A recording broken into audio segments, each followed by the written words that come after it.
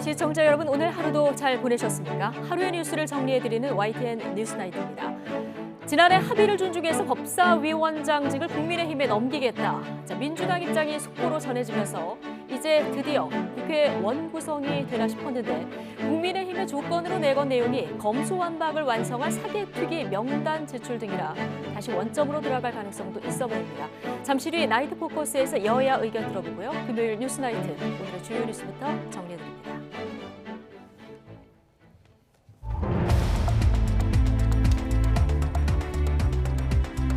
6월 24일 금요일 뉴스나이트, 오늘의 주요 뉴스입니다. 해경지휘부가 서해 공무원 피격 사건과 관련해서 책임을 통감한다며 한꺼번에 사의를 표명했습니다. 유족 측은 당시 문재인 전 대통령과 청와대 부실 대응을 지적하며 6시간의 진실을 밝히라고 촉구했습니다. 노동부가 노동시간 개혁 추진 방향을 발표한 지 하루 만에 윤석열 대통령이 정부의 공식 발표가 아니라고 말해서 혼선이 빚어졌습니다. 대통령실은 최종안이 확정된 건 아니었다, 이런 취지였다고 설명했는데 야당은 설익은 정책 발표라고 맹공을 퍼부었습니다. 민주당이 원구성 협상의 최대 쟁점이었던 법사위원장 자리를 국민의힘에 양보하겠다고 밝혔습니다. 대신 검수완박 법안 처리 과정에서 합의했던 사개특위 구성을 압박했는데 국민의힘이 사실상 거부를 하면서 국회 공전은 계속될 전망입니다.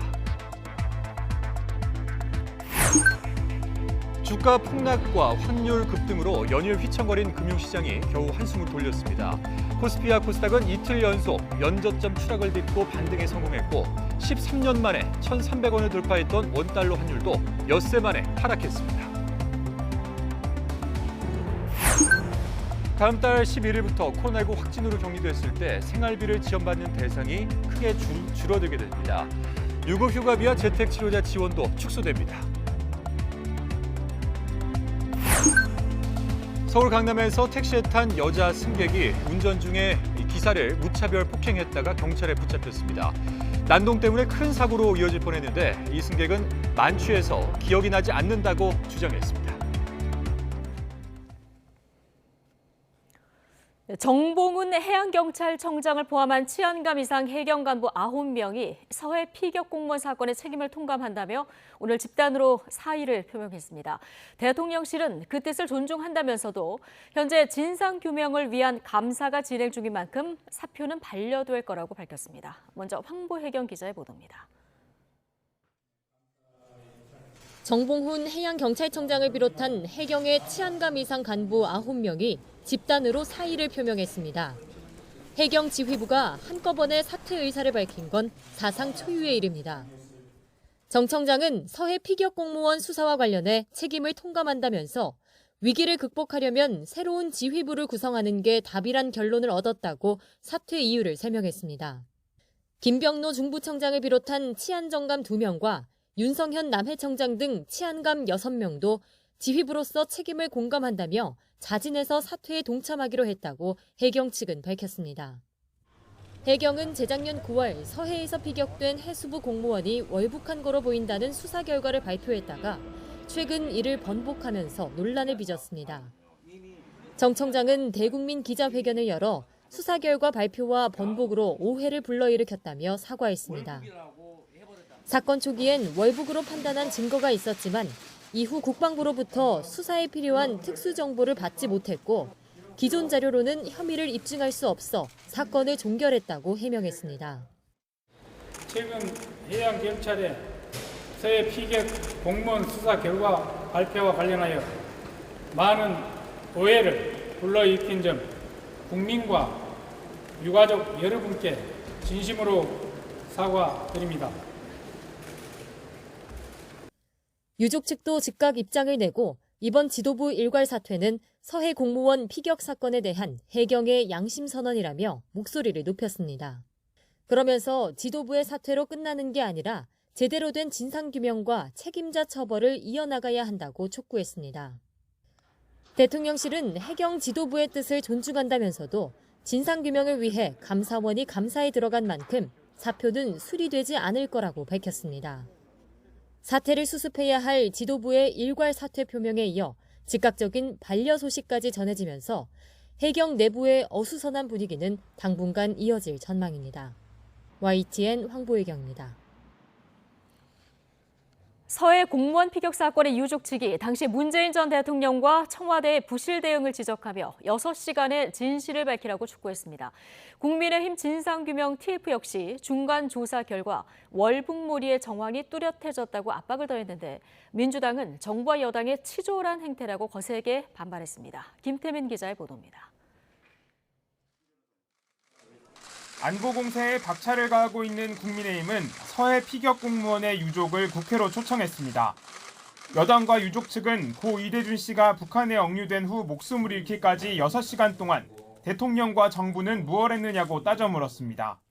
골든타임 6시간 그리고 대통령의 시간을 밝히기 위해서 정보공개 청구를 했고 살아있었던 6시간 동안 당시 정부는 무엇을 했는가, 구하려는 최선의 노력을 했는가, 전혀 노력을 안 했다는 것이 지금 확인되고 있고요. 그러면서 민주당을 향해선 당시 정황이 담긴 대통령 지정 기록물 열람에 협조하라고 압박 수위를 높였습니다. 결코 정쟁의 대상이 될 수 없습니다. 하루빨리 공개를 위한 양당 간의 협의 절차에 착수해 주시기 바랍니다. 국민의힘 진상규명 TF도 중간 조사 결과 발표를 통해 감청 기록에서 월북은 딱 한 번 등장한다며 월북몰이 정황이 뚜렷해졌다고 목소리를 높였습니다. 여당의 파상 공세가 이어진 가운데 민주당은 거세게 반발했습니다. 청와대 출신 야당 의원들은 성명을 내고 당시 정부는 매 순간 최선을 다했다며 부실 대응 의혹을 정면 반박했습니다. 그러면서 문재인 대통령 지시에 따라 정부가 알게 된 사실은 투명하게 모두 국민에게 공개했다며 안보자산 공개가 어렵다는 걸 전임 정부 공격의 소재로 활용하는 데 급급한 정부와 여당의 행태는 치졸하다 못해 야비하다고 맹비난했습니다. 윤석열 정부는 정보를 제대로 공개하지도 않고 새로운 증거조차 제시하지도 않고 왜곡과 선동만 하고 있습니다. 저는 되묻고 싶습니다. 지금이 이럴 때인지 또 안보 정보를 가지고 계속 장난질을 치니까 그럴 거면 공개하자라는 것이고요. 서해 공무원 피격 사건을 두고 여야의 주장이 평행선을 달리면서 신경전도 고조되고 있습니다. 이런 가운데 유족 측은 다음 주 직접 야당 지도부를 만나 대통령 기록물 공개를 요청하겠다고 밝혀 그 결과가 주목되고 있습니다. YTN 김태민입니다. 노동부에서 주 52시간 제도를 월 단위로 개편하는 정책 방향을 발표한 지 하루 만에 오늘 윤석열 대통령이 정부 공식 발표가 아니라고 말했습니다. 정부 최종안이 확정된 건 아니라는 취지였는데 노동시장 개혁을 놓고 혼선이 빚어지고 있는 게 아니냐는 지적이 나옵니다. 조은지 기자입니다. 고용노동부 이정식 장관은 어제 윤석열 정부 노동정책 밑그림을 발표했습니다. 주 52시간 제도를 월 단위로 보다 탄력적으로 운영하는 게 골자인데 대부분 주요 뉴스로 다뤄졌습니다. 그런데 윤석열 대통령이 출근길에 정부 공식 발표가 아니라고 말했습니다. 부총리가 노동부에다가 아마 민간 연구회라든가 이런 분들의 좀 조언을 받아가지고 노동 시간의 좀 유연성에 대해서 좀 검토를 해보라고 얘기를 한 상황이고 아직 정부의 공식 입장으로 발표된 건 아닙니다. 비슷한 시간 집권 여당인 국민의힘은 노동부와 협의했고 보고도 받았다고 설명해 의문을 키웠습니다. 노동시간 유연화도 노사 간의 합의가 이루어지지 않으면은 할 수 없게끔 그렇게 설계가 되어 있어서 당정 간에 협의를 했습니다. 보고를 받은 적은 있습니다. 당과 정부, 대통령이 서로 다른 소리를 낸 셈인데 야당은 따갑게 비판했습니다. 더불어민주당은 윤 대통령도 모르는 노동부의 설익은 정책 발표야말로 국기문란이라고 비판했고 정의당도 대통령 따로 장관 따로 노동정책이야말로 국기문란 아니냐고 지적했습니다. 노동부 관계자는 장관 발표가 정부의 최종 입장이 아닌 기본적인 방향과 계획이라며 대통령의 발언이 맞는다고 수습했지만 윤 대통령이 과거 대선 후보 시절 주 120시간 바짝 일할 수 있어야 한다는 말로 구설에 오른 적이 있어서 노동정책 노선이 바뀐 건지 물음표가 커졌습니다. 반면 장관 보고도 받은 대통령이 최종안이 나온 줄로 단순히 착각한 거란 해석도 나왔습니다. 윤 대통령은 아침 신문을 보고 최종 정부안이 나왔다는 오해를 불러일으킬 것 같아 이걸 바로잡은 것이며 향후 종합적으로 고려해 최종안을 마련할 거라는 취지라고 대통령실은 설명했습니다. 결과적으로 윤 대통령의 한마디에 종일 부처와 노동계를 중심으로 소모적인 말잔치가 벌어진 셈인데 대통령실은 더 효율적으로 조율하도록 신경 쓰겠다고 밝혔습니다. YTN 조은지입니다. 더불어민주당이 국회 원구성 협상의 최대 쟁점이었던 법제사법위원장을 여당에 넘기겠다며 국민의힘도 약속을 지키라고 압박하고 나섰습니다. 검수안박 법안 추진 과정에서 맺었던 여야 합의를 지키라는 건데 이에 대해서 국민의힘이 사실상 거절의 뜻을 밝히면서 국회 공전은 당분간 계속될 것으로 보입니다. 김경수 기자입니다. 1박 2일 의원단 워크숍을 마치고 돌아온 더불어민주당 박홍근 원내대표가 법사위원장을 국민의힘에 넘기겠다고 밝혔습니다. 지난해 여야 합의를 지킬 테니 국민의힘 권성동 원내대표를 향해 직접 한 약속을 이행하라고도 촉구했습니다. 합의대로 하반기 법사위원장을 국민의힘이 맡는데 동의합니다. 그 대신 국민의힘도 양당 간의 지난 합의의 이행을 약속해 주십시오. 27일 월요일 오전까지 답을 기다리겠습니다. 지난해 7월 당시 윤호중, 김기현 여야 원내대표는 법사위원회 권한을 축소하는 대신 국민의힘이 후반기 법사위원장을 가져가기로 합의했는데 법사위 권한 축소 법안은 이미 국회를 통과해 시행되고 있습니다. 박홍근 원내대표가 말한 약속은 지난 4월 검수완박 법안 갈등 국면에서 국회의장 중재로 여야 원내대표가 서명했던 합의안을 의미합니다. 검찰의 직접 수사권을 축소하고 한국형 FBI로 불리는 중대범죄수사청 설치를 논의하는 사법개혁특별위원회를 꾸리자는 내용이었습니다. 국민의힘은 법사위원장 자리를 내주겠다는 데 대해서는 일단 환영했습니다. 법사위를 돌려주겠다는 거는 뒤늦게나마 채무 이행을 하겠다 그러는 거니까 그거는 뭐 환영하지만은 요구 조건에 대해서는 구체적으로 드는 바가 없어서 지금으로서는 원구성 협상 타결 여부에 대해서 얘기하기가 좀 이른 감이 있습니다. 하지만 중수청 설치를 위한 사개특위 추진에는 반대 입장을 분명히 했습니다.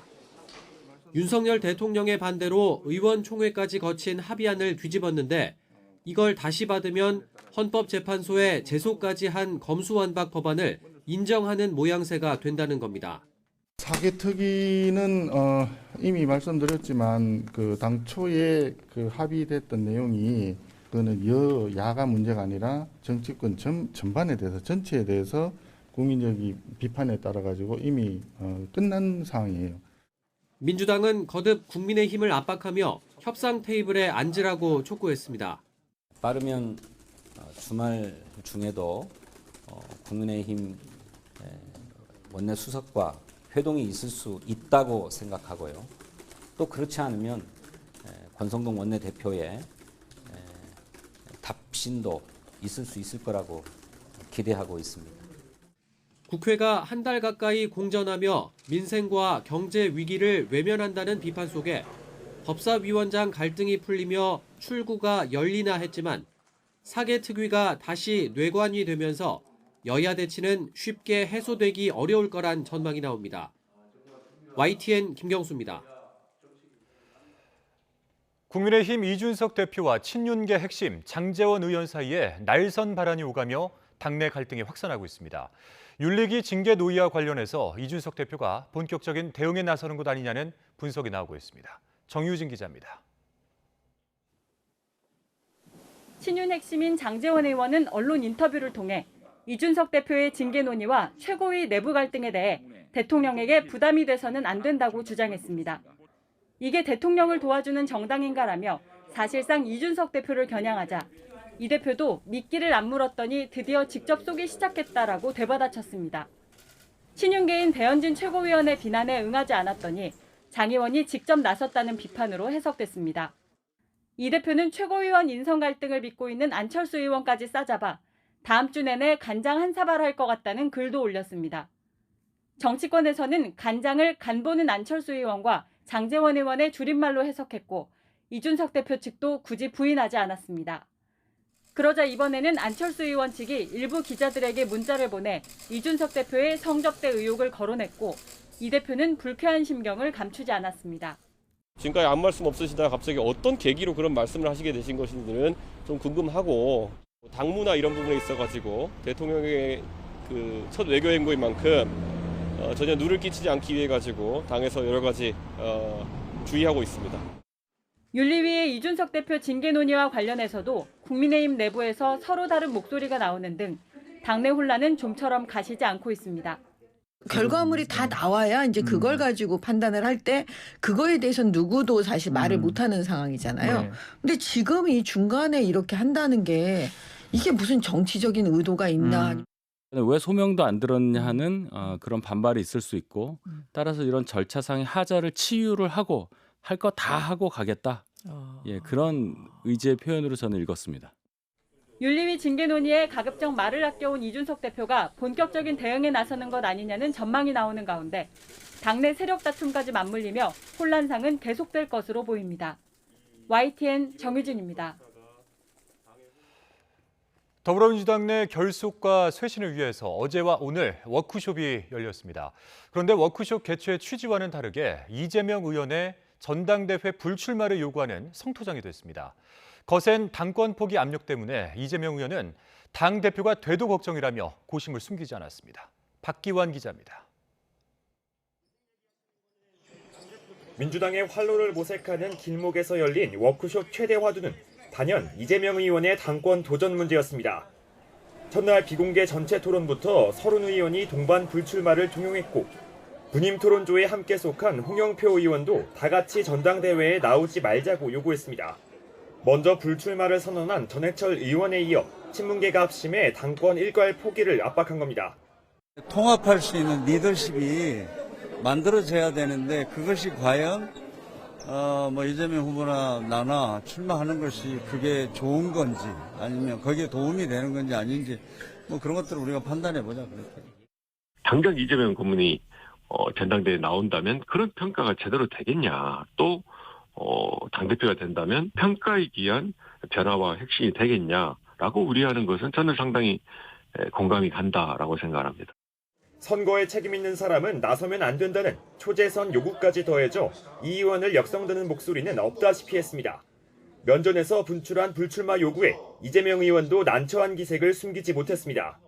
당권을 쥐어도 그 인연이 득이 될지 실이 될지 몰라 고민이라는 복잡한 속내를 토로했습니다. 조별 토론에서 불출마 얘기가 나왔다는데 어떻게 바라보세요? 지금 경제가 매우 어려운 상황이고 국민들의 고통이 참으로 극심합니다. 전당대회 관련된 입장은 언제쯤 밝히실까요? 이재명 개인 정치 행보로 논의가 쏠린 탓에 내로남불과 팬덤 역기능 방치 등 자기 반성과 자성의 결의도 온전히 조명받기 어려웠습니다. 이슈나 의제를 중심으로 해서 의원 모임들을 재구성하는 것이 필요하지 않냐. 이제 그런 의견들이 좀 강했던 것 같습니다. 공천 과정에 대해서 국민들의 상식적인 수준에 좀 부합하지 못했던 측면이 있는 것 같다. 1박 2일 대규모 워크숍을 통해 당의 단합을 강조했지만 이재명 의원을 향한 전당대회 불출마 압박은 더욱 거세지면서 계파 갈등의 불씨는 여전히 잠재해 있다는 분석이 나옵니다. YTN 박견입니다. 우범기 전북 전주시장 당선인이 시의원 당선인과 의회 직원들에게 폭언을 퍼부어서 비판에 휩싸였습니다. 우 당선인은 사과문을 냈지만 진정성 없는 페이퍼 사과란 지적을 받으며 오히려 파장이 커지고 있습니다. 김민성 기자입니다. 지난 월요일 전북 완주군 한 리조트에서 열린 전주시의회 초선의원 의정활동 아카데미. 더불어민주당 소속 우범기 전주시장 당선인도 저녁 무렵 모임을 찾았습니다. 그런데 시의원 당선인들과 대화를 나누던 우 당선인의 목소리가 갑자기 높아졌습니다. 야, 임마, 안 해. 하지마, 안 한다고. 와 같은 비속어와 욕설을 섞어가며 그리고 의사국 직원들에게 확 죽여버리려다는 분풀이로 퇴장했습니다. 문제가 커지자 우 당선인 측은 사과문을 내고 본의 아니게 거친 발언이 나왔다며 깊이 뉘우치고 있다고 밝혔습니다. 지지해준 시민들에게도 사죄드린다며 앞으로 모든 언행에 신중하겠다고 했습니다. 그러나 시의원 당선인들은 페이퍼 사과를 철회하라면서 추가 의혹도 있음을 시사했습니다. 마무리하고 인사하는 과정에서 불필요한 신체 접촉이 있었고 당사자가 그 부분에 대해서 불쾌감을 느꼈으나 그 이후에 그것을 성추행이라고 워딩을 해야 할지는 고심 중에 있고 그 부분에 대해서 드러나는 것을 원치 않으신다고 밝히셨습니다. 우범기 당선인은 기자회견 직전 시의원 당선인을 만나 술에 취해 자세히 기억이 나지 않는다는 취지로 다시 사과한 것으로 전해졌습니다. 이와 관련해 민주당 중앙당과 전북도당도 사태를 인지한 것으로 알려져 향후 대응 방향에도 관심이 쏠리고 있습니다. 과거 사람의 도시, 품격의 전주를 표방했던 전북 전주시. 민선 8기를 앞두고선 일찌감치 단체장 리스크에 휩싸였습니다. YTN 김민성입니다.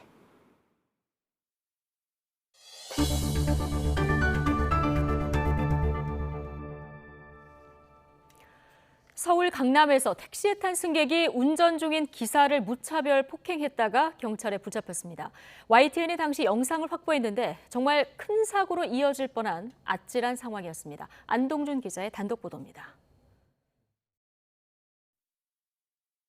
깜깜한 새벽, 택시기사가 한 여성 승객을 태우고 운전하고 있습니다.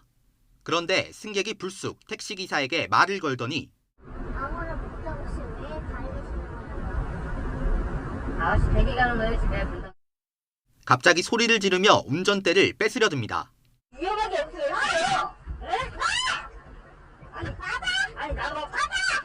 아니 하고. 발길질하고 욕설을 하는가 하면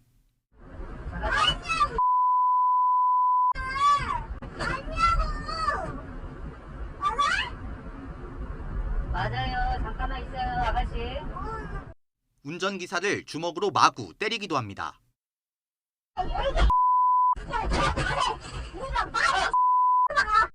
이렇게 승객이 난동을 부리는 바람에 택시가 차선을 넘나드는 아찔한 순간도 있었습니다. 지난 4월 24일 새벽 택시기사 김모 씨가 당한 봉변입니다. 김 씨는 10여 분간 구타를 당하면서도 3km를 운전한 끝에 이곳에서 차를 겨우 세웠습니다. 예기치 못하게 당한 무차별 폭행에 김 씨는 뒷목과 어깨, 허리 등을 다쳐 전치 3주 진단을 받았습니다. 운전 중이라 어떻게 뭐 정차할 수 있는 공간도 없었고 생각만 해도 충격적이어서 한 5일 정도는 일을 아예 못했어요. 가해자인 승객 A 씨는 당시 만취해 기억이 나질 않는다고 진술했지만 경찰은 특가법상 운전자 폭행 등의 혐의를 적용해 검찰에 송치하기로 했습니다. 이용구 전 법무부 차관도 비슷한 일로 논란이 됐습니다. 재작년 11월 자택 앞에서 운전 중인 택시기사에게 욕설을 퍼붓고 폭행을 가한 사실이 드러나 현재 재판을 받고 있습니다. 여기 내리시면 돼요? 너 뭐야? 택시 기사야, 택시 기사. 네? 신고할게. 이런 운전자 폭행 사건은 최근 3년간 증가 추세를 보이면서 지난해엔 처음으로 4,000건이 넘었습니다. 자칫 심각한 사고가 뒤따를 수 있어서 가중처벌 대상이지만 상습범이 아니면 법규대로 처벌받지 않는 경우가 흔합니다. 초범이고 그 피해 정도가 경미하다 보니까 벌금으로 끝내고 있는데 이와 같은 행위가 여러 번 일어나고 또 집행유예까지 받았는데도 또 했다. 그러면 실형 선고됩니다. 그런 만큼 앞으로는 운전자 폭행에 대해 더욱 강력히 처벌하고 택시 내 보호 격벽 설치가 필요하다는 지적에 힘이 실리고 있습니다. YTN 안동준입니다. 자신이 과외 수업을 했던 중학생을 상습적으로 때린 대학생이 구속됐습니다. 서울 영등포경찰서는 20대 대학생 A씨를 아동학대 혐의로 구속해서 조사하고 있습니다. A씨는 지난달 13일 서울 영등포구에 있는 스터디 카페에서 과외 수업을 하다가 중학생 B군의 머리와 허벅지, 가슴 등을 마구 때린 혐의를 받습니다. A씨는 피해 학생이 과외를 그만두겠다고 하자 화가 나서 폭행한 것으로 알려졌습니다. 중증 발달장애가 있는 20대 딸을 살해하고 극단적 선택을 시도한 50대 친모에게 징역 6년이 선고됐습니다. 수원지방법원은 살인 혐의로 구속 기소된 54살 A씨에게 징역 6년을 선고했습니다. 재판부는 딸이 홀로 월 100만 원의 소득을 벌 정도로 성장했고 가장 신뢰하고 사랑했을 엄마 손에 삶을 마감하며 겪었을 고통을 가늠하기 어렵다고 판시했습니다. 다만 친딸을 홀로 양육하다가 본인의 갑상선암 진단 등으로 인해서 극단적 선택을 결심한 후 딸 혼자 살기 어려울 것으로 생각해 범행한 점 등을 고려했다고 양형 이유를 설명했습니다. 네, 살인개미로 불리는 맹독성 해충인 붉은 불개미가 중국에서 확산하는 가운데 국내에서도 거침없이 퍼지는 양상입니다. 올해 발견된 붉은 불개미의 유입 경로는 모두 중국인 것으로 확인되면서 방역 당국이 긴급 방제와 함께 비상 대응 체제에 들어갔습니다. 보도에 김상우 기자입니다. 수출왕국의 관문인 부산항. 산더미처럼 쌓인 컨테이너 앞에 난데없이 자그마한 모기장이 설치됐습니다. 모기 때문이 아니라 맹독성 해충인 붉은 불개미 150여 마리가 발견됐기 때문입니다. 해당 컨테이너가 머물렀던 충북 옥천군의 물류창고에서도 나왔습니다. 이곳에선 붉은 불개미 850마리와 함께 애벌레인 번데기 200마리까지 발견됐습니다. 관계당국은 확산을 막기 위해 살충제 살포 등 긴급 조치를 시행했습니다. 앞서 지난 13일과 21일엔 각각 광양항과 평택항에서도 붉은 불개미가 대량 발견됐습니다. 전국 곳곳으로 거침없이 확산하는 양상입니다. 붉은 불개미는 지난달부터 중국에서 남쪽 지역을 중심으로 확산 중인데 올해 우리나라에서 붉은 불개미가 발견된 컨테이너는 모두 중국 광둥성에서 온 것입니다. 중국에서 컨테이너 물량이 계속 늘어나고 있습니다. 그렇기 때문에 컨테이너 물량도 늘어나고 또 온도도 또 열대 쪽에서 활동을 잘하는 개미들이기 때문에 계속 들어와서 이렇게 확산될 위험성이 높습니다. 붉은 불개미에 쏘이면 불에 타는 듯한 통증과 함께 가려움증 증세가 나타나며 심하면 어지럼증 등의 과민성 쇼크가 발생하기도 합니다. 붉은 불개미는 지난 2017년 부산항에서 처음 발견된 이후 해마다 발견되고 있는데 이들의 유입 경로는 대부분 중국으로 확인됐고 올해는 전국적으로 퍼졌던 2018년과 비슷한 양상입니다. 가장 우려되는 것은 번식 능력 있는 여왕개미의 유입 여부입니다. 지난 2020년 처음 여왕개미가 발견된 이후 아직 발견되지는 않았습니다. 하지만 개미를 발견하는 것 자체가 쉽지 않은 만큼 방역당국은 비상 대응 체제를 가동하며 긴장의 끈을 놓지 못하고 있습니다. YTN 김상호입니다. 경남 김해시에 있는 한 냉면집에서 냉면을 먹은 손님 30여 명이 식중독에 걸렸고 이들 중 60대 남성이 사망한 사실이 뒤늦게 알려졌습니다. 김해시는 지난달 15일부터 18일까지 한 냉면 식당을 찾은 손님들 가운데 34명이 식중독에 걸린 것으로 파악됐다고 밝혔습니다. 식중독에 걸린 손님들 가운데 60대 남성 A씨는 식중독 증세로 병원에서 치료를 받다가 사흘 만에 숨진 것으로 확인됐습니다. 부검 결과 A씨의 사망 원인은 폐열성 쇼크인 것으로 전해졌습니다. 폐열성 쇼크는 식중독을 일으키는 살모넬라균이 혈관까지 침투해 염증을 일으키면서 나타나는 증상입니다.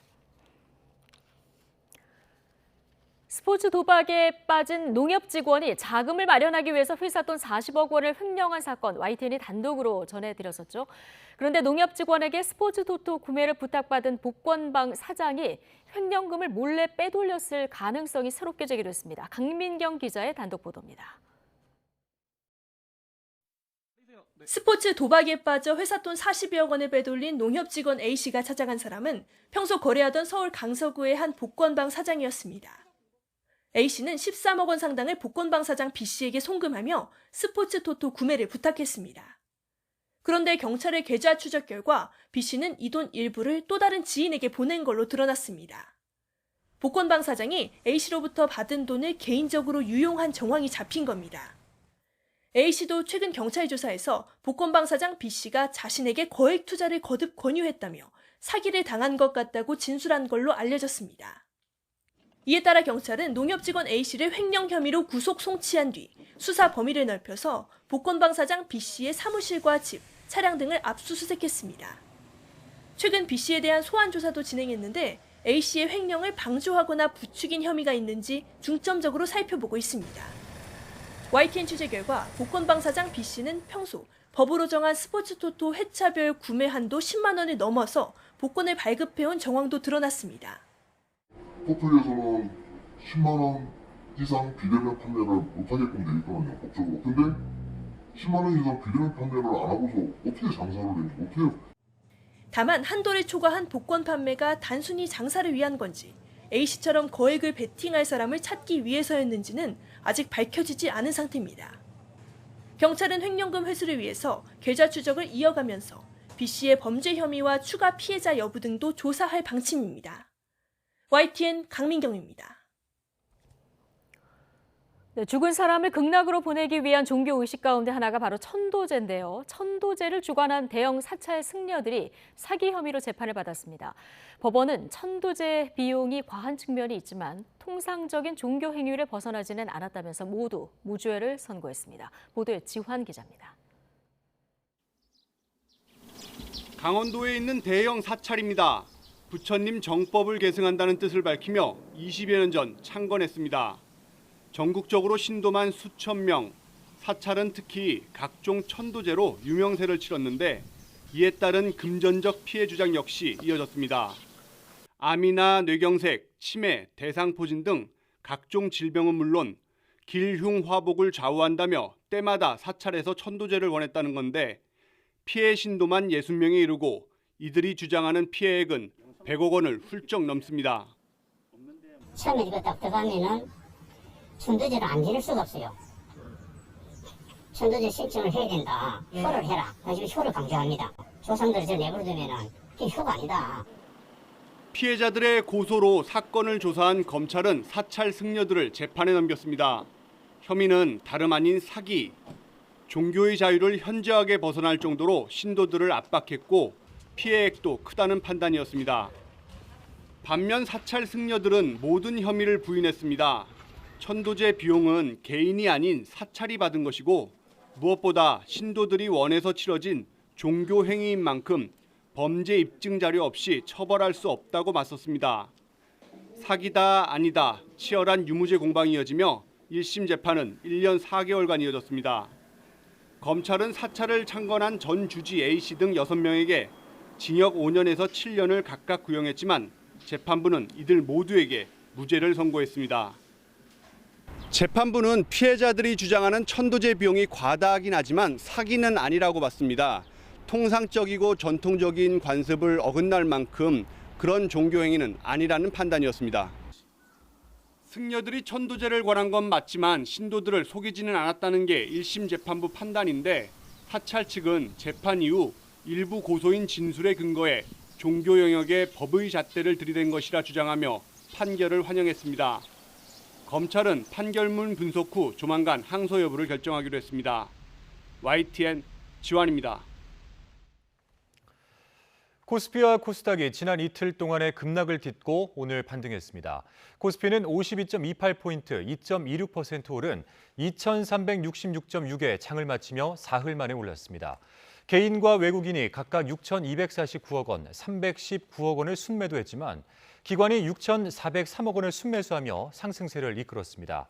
코스닥 지수도 35.92포인트, 5.03% 급등하며 750.3에 마감했습니다.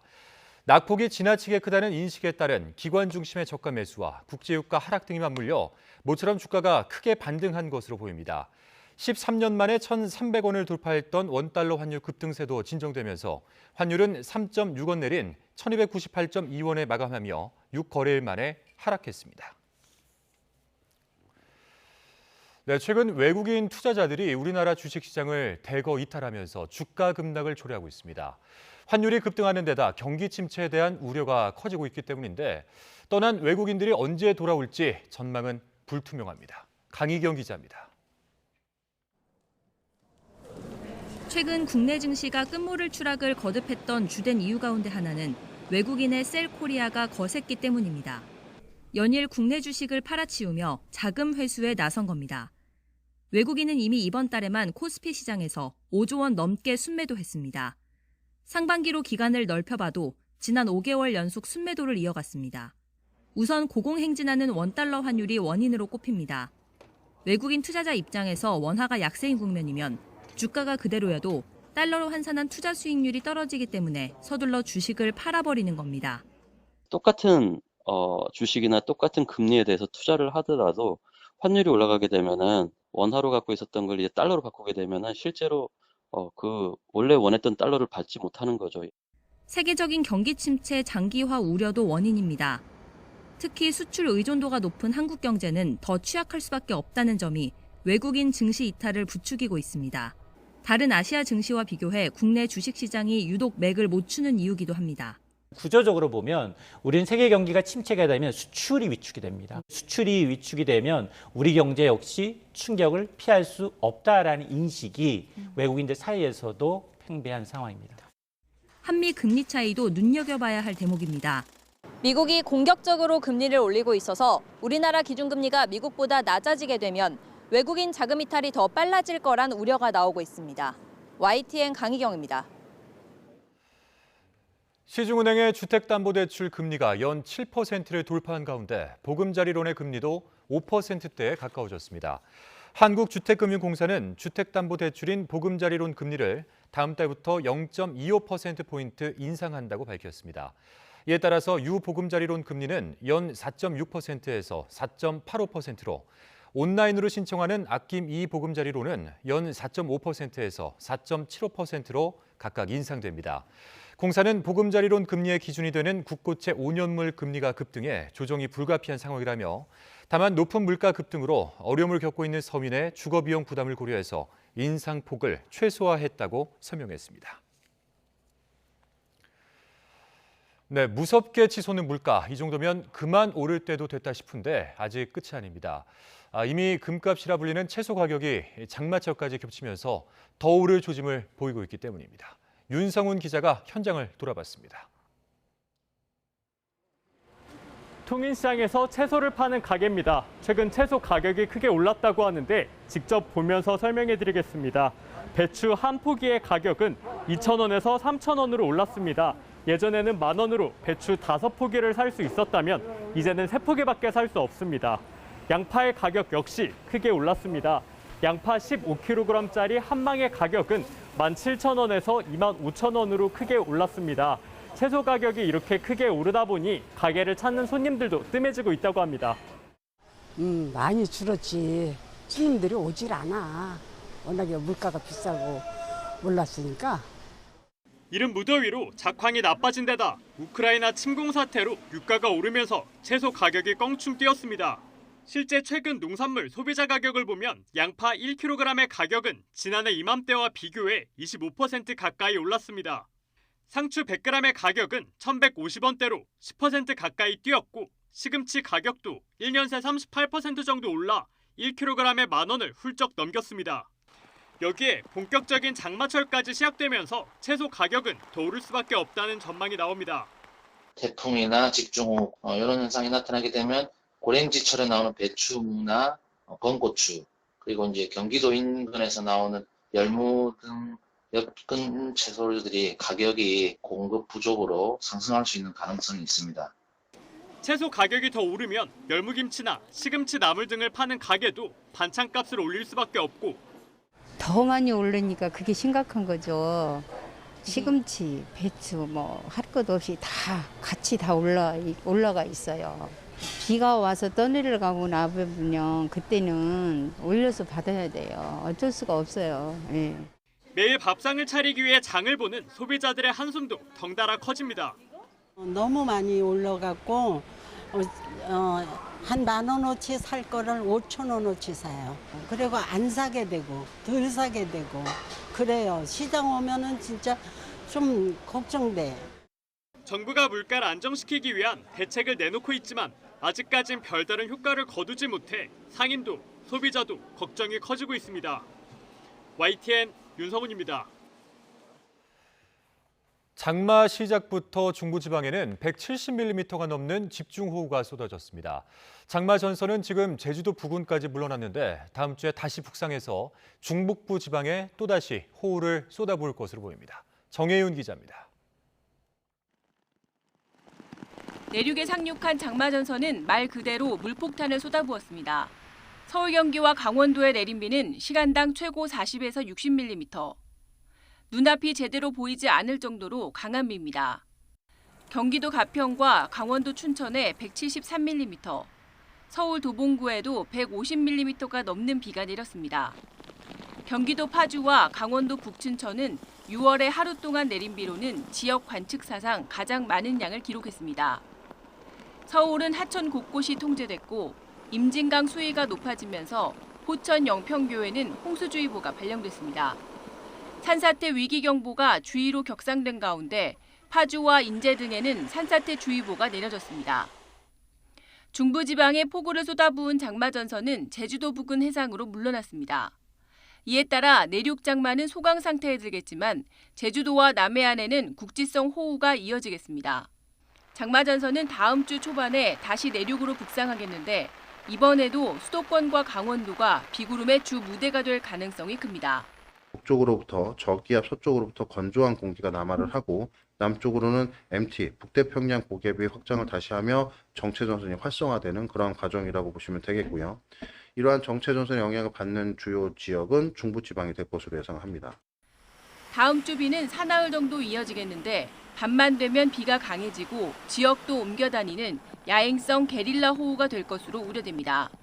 기상청은 장마철이 본격화한 만큼 계곡과 하천 주변에서는 야영을 자제하고 산사태와 침수 피해에도 각별한 주의를 기울여 달라고 당부했습니다. YTN 정혜윤입니다.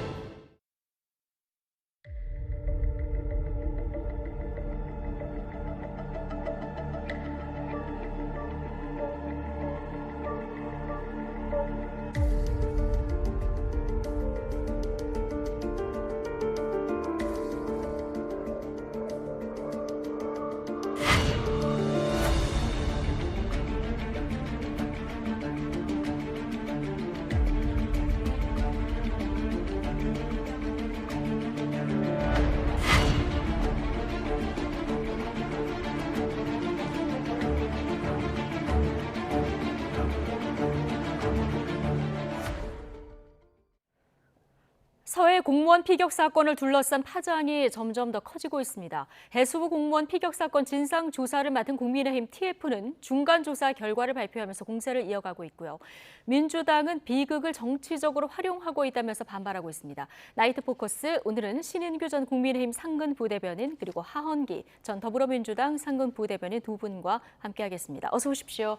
안녕하십니까? 예, 안녕하십니까? 자, 국민의힘이 지금 서해 피격 사건에 화력을 집중하는 모습입니다. 국민의힘 오늘 유족도 국회로 초청을 했고요. 진상조사 TF가 중간조사 결과도 발표했는데, 자, 신인규 대변인께 먼저 여쭙겠습니다. 쟁점으로 제기한 내용이 굉장히 많아요. 예, 사실 지금 쟁점이 한두 가지는 아닌데요. 그중에 지금 가장 대표적인 것은 당시에 이제 그 6시간이라는 그 구조할 수 있는 시간이 있었는데도 불구하고 왜 국가가 아무런 그런 구조에 대한 조치를 하지 않았느냐. 이제 여기에 대한 것이 첫 번째 의문점인 것 같고요. 그래서 당시에 이제 문재인 대통령에게 보고가 들어갔는지 또 적절한 조치를 취했는지 이거에 대한 궁금증이 있습니다. 그리고 두 번째는 사실상 당시에 그 피살된 공무원에 대해서 단순히 그냥 월북이다라고 성급하게 단정을 내렸거든요. 근데 그 월북이라는 어떻게 보면 국가보안법 위반 사항도 될 수 있는 그런 부분에 대해서 좀 근거가 너무 빈약하게 성급한 결론을 내림으로써 국가의 책임을 좀 감소시키고 당사자에게 오히려 책임을 전가함으로써 유족들에게 그런 명예를 훼손하는 여러 가지 피해를 입혔다. 이 두 가지가 일단 가장 핵심 쟁점으로 보입니다. 예. 자, 민주당에서는 새로운 정보를 제공하지 않고 왜곡과 선동만 계속한다 이런 비판도 나왔는데 지금 국민의힘 TF에서 중간 조사 결과를 발표한 내용 지금 보셨는데 이 중에서 앞으로 좀 진실이 밝혀져야 될 부분과 그리고 또 왜곡과 선동으로 좀 보이는 부분 따로 있습니까? 저는 이렇게 생각해요. 이게 지금 바다에서 일어난 일이잖아요. 통상 바다에서 일어난 일은 육지에서 일어난 일보다 알기가 힘든데 심지어 이 일은 군사분기점 기준 우리 바다도 아니고 북한의 영역에 있는 바다에서 벌어진 일이란 말이죠. 그러니까 실시간으로 보고받고 조치하고 할 수 있는 그런 곳이 아니었다는 겁니다. 이건 첩보를 통해서 정보를 입수하고 그 첩보라는 거는 분석이 필요한 일이고 시간의 이격이 발생할 수 있다고 저는 추정을 합니다. 그래서 그 분석을 다 끝내놓고 발표하기를 SI 정보와 당시 4개 기관이 협력해서 조사를 했더니 조류상 그 지역의 그 영역까지 가려면 물리적인 힘을 가하지 않고, 그러니까 헤엄쳤다는 얘기죠. 그렇게 하지 않고선 떠내려갈 수가 없는 위치였기 때문에 그와 같은 발표를 했고, 이 팩트는 지금 고정돼 있습니다. 이 고정돼 있는 팩트를 흔들 수 있는 다른 근거를 발견하거나 아니면 이 팩트가 조작돼 있다는 얘기를 해야 되겠죠. 근데 그런 부분들에 대해서는 지금 안 보인다라는 점이고, 이걸 정치 공세로 보는 점은 이런 부분입니다.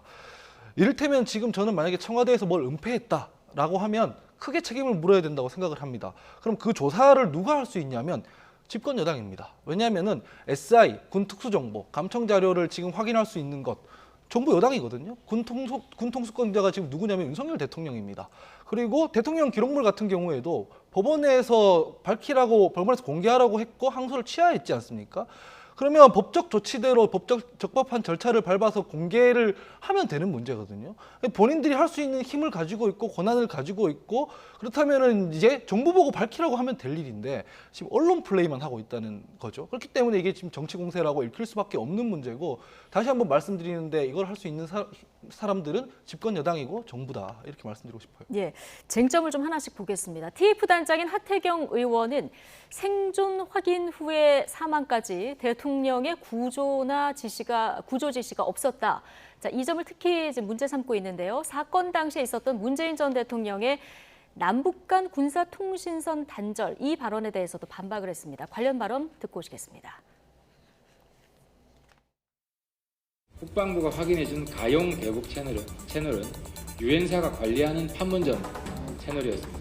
9월 13일 이대주 씨가 돌아간 직후에 이 채널을 이용하여 국방부에서 대북 통지문을 발송한 사실이 있습니다. 남북 간 통신선이 끊어져 있어서 대처가 힘들었다는 당시 문 대통령의 발언이 사실이 아니었던 것입니다. 이를 국방부가 확인해 주었습니다. 네, 그러니까 이대준 씨가 사망한 직후에도 유엔사 그 판문점 채널이 살아 있었다. 지금 하태경 의원 주장은 이런 건데 이걸 국방부가 확인해 줬다는 겁니다. 그런데 대통령이 북한에 통지문을 보낼 수 있었는데 이런 노력을 하지 않았다는 이런 주장인데요. 윤건영 의원은 뭐라고 얘기하냐면 대북전단 발송을 이유로 군 통신선이 끊어진 게 이제 2020년 6월이기 때문에 이렇게 주장하는 건 대국민 사기극이다, 이렇게 얘기하고 있거든요. 사실은 이제 그 북한과 그런 연결돼 있는 상태 속에서 서로 의사의 교신이 가능했었느냐, 지금 이게 가장 핵심인 것 같은데요. 오늘 하태경 의원의 주장에 따르면은 결국에는 북한과의 그런 교신이 그 이유에 있었다는 거 아니겠습니까? 그렇다 보면은 사실 그 시점에도 어떻게 보면 북한과의 그런 교신을 통해서 여러 가지 조치들을 취할 수 있었다라고 보이는 것인데, 네. 지금 그거에 대해서 또 윤건영 의원이 또 다르게 얘기를 하거든요. 그래서 이 부분에 대해서는 사실 국방과 안보에 관한 부분이고 또 밖에서는 정보의 접근이 좀 제한돼 있기 때문에 충분히 이건 좀 팩트 체크가 분명히 가능할 걸로 보이고요. 사실 북한과의 그런 관계에 있어서도 뭐 윤건영 의원의 말씀을 참이라고 전제를 하더라도 북한과의 관계를 완전히 끊을 수 있겠습니까? 결국 남과 북 사이에서는 여러 가지 그 대표적으로 보여지는 행위 속에서야 뭐 통신선 단절도 하는 것이고 서로 남북 관계가 경색이 될 수 있는 것이지만은 남북 관계의 그런 대화가 완전히 단절될 수는 사실상은 없거든요. 그래서 여당 입장에서는, 당시 이제 야당에서는 이제 이런 부분에 대한 충분한 문제 제기를 할 수 있다고 보이고요. 이거는 뭐 연락이 가능했는지 여부는 충분히 저는 확인이 가능하다, 이렇게 봅니다. 네, 어떻게 확인을 해야 된다고 보십니까? 저는 이 부분 지금 진실 공방하고 있잖아요. 네. 일관성이 좀 있었으면 좋겠습니다. SI 정보, 군 특수 정보는 국방부에서 확인한 것이고, 당시 여야 국회의원들이 그걸 확인한 결과 당시 국민의힘 국방위 간사였던 한기호 의원이 월북으로 볼 수 있는 정황이 선명하다라고 했습니다. 근데 지금 이 SI 정보에 대해서는 문제 제기를 하고 있잖아요. 그걸 공개해봤자 어차피 국방부에서 나온 거거든요. 이 부분에 대해서는 국방부 자료라도 못 믿고 해경에서 한 게 아니다, 이렇게 얘기를 하고, 또 다른 거에서는 국방부에서 확인해 줬다라고 하면 국방부의 자료가 옳다는 겁니까? 아니면 옳지 않다는 겁니까? 그 부분이 첫 번째고요. 두 번째는 저도 그러면 국방부 직원을 인용할 수 있는데, 전직 국방부 대변인이 하태경 의원에게 정보가 뭔지, 첩보가 뭔지, 정보 분석은 어떻게 이루어지는지 공부를 좀 하고 말씀하셨으면 좋겠다라고 하시면서, 정보라는 게 일반인이 보면 그게 월북이라고 바로 드러나는 게 아니다라고 이렇게 지적을 해주셨어요. 그러니까 말하자면 그때 당시에 나온 게 없었다가 전혀 없는 상태에서 월북 가능성이 낮다고 보여진다, 뭐 이런 식으로 지금 말을 바꿨다고 주장을 하는데, 실제로는 그게 아니라는 거거든요. 이게 또 국방부 대변인이 한 얘기입니다. 그래서 이 부분에 대해서는 일관성을 갖고 정보를 취사 선택하지 말고 어떤 건지 중간 발표를 이런 식으로 하지 말고 좀 종합적으로 얘기를 해야 국민들이 덜 헷갈릴 것 같다. 이렇게 말씀드리고 싶습니다. 예, 이 많은 쟁점을 하나씩 다 그 근거를 찾아내려면은 이게 만만치 않은 작업이 될 것 같은데, 자, 당시 우리 정부가 왜 월북으로 판단했는지, 근거는 충분했는지 이 부분도 쟁점이죠. 관련해서 신원식 국민의힘 의원 이야기 잠시 듣고 오시겠습니다. 월북이라는 단어는 지지하는 과정에서 2시간을 이후에 나왔는데 먼저 현장에 있는 그 북한군 병사가 이야기한 게 아니라 상급부대에서 묻습니다. 월북했느냐 하니까 현장에 있는 북한군 병사가 월북했다고 합니다. 이상입니다. 굉장히 기진맥진했다. 어느 정도 기진맥진이냐? 대화가 불가능한 상태였다. 네, 지금 이 공무원이 대화가 불가능할 정도로 기진맥진한 상태였고, 월북 단어는 북한 병사가 상부에 보고할 때 나온다. 이게 이제 신원식 의원의 얘기고요. 하태경 의원도 그 아까 얘기하신 그 스페셜 인포메이션 SI 정보 7시간 분량에서 월북이라는 단어가 딱 한 번 나온다는 거거든요. 근데 우리 정부는 당시에 왜 그 월북으로 판단했을까? 이 부분에 많은 분들이 궁금증을 가지고 계신 것 같습니다. 일단은 크게 두 가지였죠. 아까 전에 말씀드린 조류. 그거는 이제 국책연구기관 4개가 협의해서 조사를 했는데 조류상 거기 그냥 떠내려갈 수는 없다. 뭔가 물리적인 힘을 가해야만 갈 수 있다. 그 위치까지. 북한의 영역에 있는 바다였지 않습니까? 그러면은 해상 전문 공무원이 거기 길을 잃어서 갔을 리는 없고 조류에 의해 떠내려가지 않았으면 여기에 물리적인 힘을 가해서 갔다는 거기 때문에 설명이 돼야 됩니다. 그럼 북한군이 우리 영해에 침범해서 납치했다는 건 말이 안 되지 않습니까? 거기 어떻게 갈 수 있었느냐라는 게 첫 번째고, 두 번째는 아까 전에 제가 인용드렸습니다만 국방부 대변인이 말하기를 SI 정보 분석과, 이분이 정보 분석과를 한 10년 정도 했대요. 정보 분석이라는 것은 그렇게 감청 자료 중에 단어 하나 딱 꼽아가지고 할 수 있는 게 아니라 전체적인 맥락 속에서 정보 분석을 해야 되는 거기 때문에 지금 말씀하는 것처럼 뭐 7시간 중에 한 번 나왔기 때문에 아니다. 이런 식으로 말하는 건 너무 단견이다라는 겁니다. 네. 그래서 이 두 가지 근거를 봤을 때 월북이라고 판단을 한 것이고, 이거를 뒤집으려면 첫 번째 제가 말하는 거 조류 부분에 대해서 설명이 있어야 되는 거고요. SI 정보에 대해서 지금처럼 이렇게 언론 플레이하는 게 아니라 국방부 차원에서 정보 분석관들이 제대로 다시 정보를 분석해서 내놔야 된다. 이런 말씀 드리고 싶습니다. 예. 자, 이 월북에 대해서 부승찬 전 국방부 대변인이 한 발언이 있는데요. 이 발언과 함께 또 2020년 당시에 국방부는 북한의 소각 만행이다 이렇게 했다가 며칠 뒤에 소각 추정이다 이렇게 표현 수위를 낮추는 부분 아마 기억을 하실 텐데, 국민의힘은 국방부가 입장을 바꾸도록 지시한 책임자로 당시 서주석 청와대 국가안보실 1차장을 지목했는데요. 자, 서 전 차장은 이를 부인했습니다. 이 발언까지 같이 듣고 오시겠습니다. 전체 SI를 보면은 이제 좀 더 이해할 수 있을 거라고 봅니다. 저희가 이례적으로 아주 긴 그런 SI 첩보가 당시에 있었고요. 25일 날 북한이 대남 통지문을 보내옵니다. 저희가 SI를 통해서 확인 발표한 정황과의 여러 차이점들이 있었습니다. 기존 설명을 유지하면서 차이점은 조사를 통해서 계속 밝혀나가자는 내용이었다고 저는 기억하고 있습니다. 월북 단어만 갖고 그 정황을 파악하는 건 아니고요. 일반인이 보지 못하는 그런 음어나 암호나 이런 거를 다 해독해서 종국적으로는 이제 월북 가능성이라고 판단을 합니다. 자, 하태경 의원은 7시간 분량 중에 월북이 한 번 나온다 이렇게 얘기를 하고 있지만, 지금 설명을 들어보면은 월북 정황을 판단하는 거는 이 월북 단어로만 하는 게 아니라 암호도 해독해야 되고 굉장히 복잡한 그 과정을 거친다 이렇게 얘기를 하고 있거든요. 이거 어떻게 진실 규명을 해야 될까요? 저는 지금 그 전직 그 국방부 대변인의 말씀 전 상당히 부적절하다고 봅니다. 지금 문제를 제기하고 있는 것이 그러면은 합당치 않다는 얘기인데요. 그러면서 뭐 첩보나 정보 자체도 뭐 구별하지 못한다라는 약간 인신공격적인 무시 발언까지 이렇게 하시는데 저는 상당히 부적절하다고 봅니다. 그 이유는 아까 하은기 대변인께서 뭐 윤석열 대통령이 집권했기 때문에 충분히 알 수 있다라고 말씀을 하시지만은 명백한 것은 대통령 지정 기록물은 현직 대통령이라도 열어볼 수가 없는 겁니다. 그렇기 때문에 정해진 대통령 기록물 관리에 관한 법률에 따라서 여러 가지 그 복잡한 요건들을 통과해야 볼 수가 있다라는 것이 먼저 첫 번째 확인이 돼야 될 것 같고요. 지금 어떻게 보면 사실 국민들도 황당한 것이 국방부와 해경에서 조사했던 것들을 국가기관이 2년 만에 지금 태도를 바꿔가지고 당시의 월북이 너무나도 성급하게 단정 지었다 이렇게 지금 하면서 사실상 참회를 하고 있거든요. 유족이 그렇게 2년 동안 울분을 토하면서 외쳤던 것들이 이제 와서 지금 터져 나오고 있다는 것이 일단 팩트고요. 아까도 말씀하신 대로 조류의 방향이나 이런 것들 때문에 이제 월북의 의도성을 말씀을 하시는데 저는 이렇게 생각해요. 사람이 물에 빠졌는데 뭐 월북이든 실족사든 뭐 자살을 하기 위해서든 뭐 여러 가지 동기로 빠졌을 수 있다고 칩시다. 그래도 사람이 살기 위해서 몸부림을 칠 수 있고 그게 수영이 됐든 뭐가 됐든 방향을 알고 수영을 했든 어찌됐든 간에 해서 북한 NLL까지 떠내려 갔다는 게 이제 팩트 아니겠습니까? 이런 거를 조류의 방향이나 뭐 이런 것들 때문에 인위적인 의지가 없이는 갈 수 없었고 그러니까 월북이다. 너무 논리적인 그 타당성과 정합성이 많이 떨어집니다. 그래서 저는 지금 비판하고 싶은 것은 왜 당시에 이런 월북이라고 하는 무시무시한 단어 그리고 국가보안법에 사실 북한으로 우리가 잠입하거나 탈출하는 것들 범죄거든요.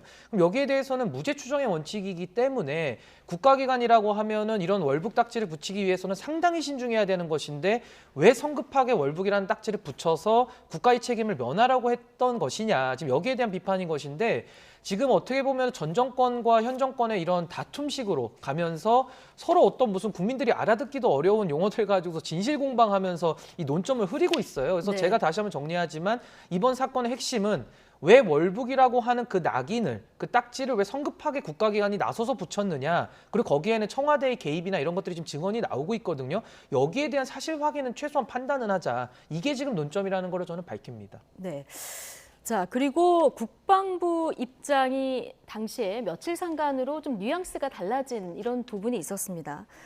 하태경 의원은 이 배후에 서주석 당시 NSC 사무처장이 있다 이렇게 지금 보고 있는데 서주석 사무처장의 주장은 24일 날 국방부에 이 시신 소각 발표하고 그리고 25일에 있었던 북한 통지문 여기서 이제 부유물 소각 이거를 비교했을 뿐이다 이렇게 얘기를 하고 있는데 이 부분은 좀 설득력이 있습니까? 아까도 제가 말씀드렸다시피 바다에서 벌어진 일이고 거기 바다가 우리 영역이 아니라 북한에서 영역에서 벌어진 일이기 때문에 실시간으로 조사하고 보고받을 수 있는 물리적 환경이 아닙니다. 이건 첩보라는 형태의 정보를 입수하고 분석하는 데 시간이 걸리기 때문에 앞에 있었던 첩보와 뒤에 있던 첩보가 더해지면서 입장이 좀 달라질 수 있다고 좀 추정을 합니다. 그러나 제가 말씀드리고 싶은 부분은 이런 건데요.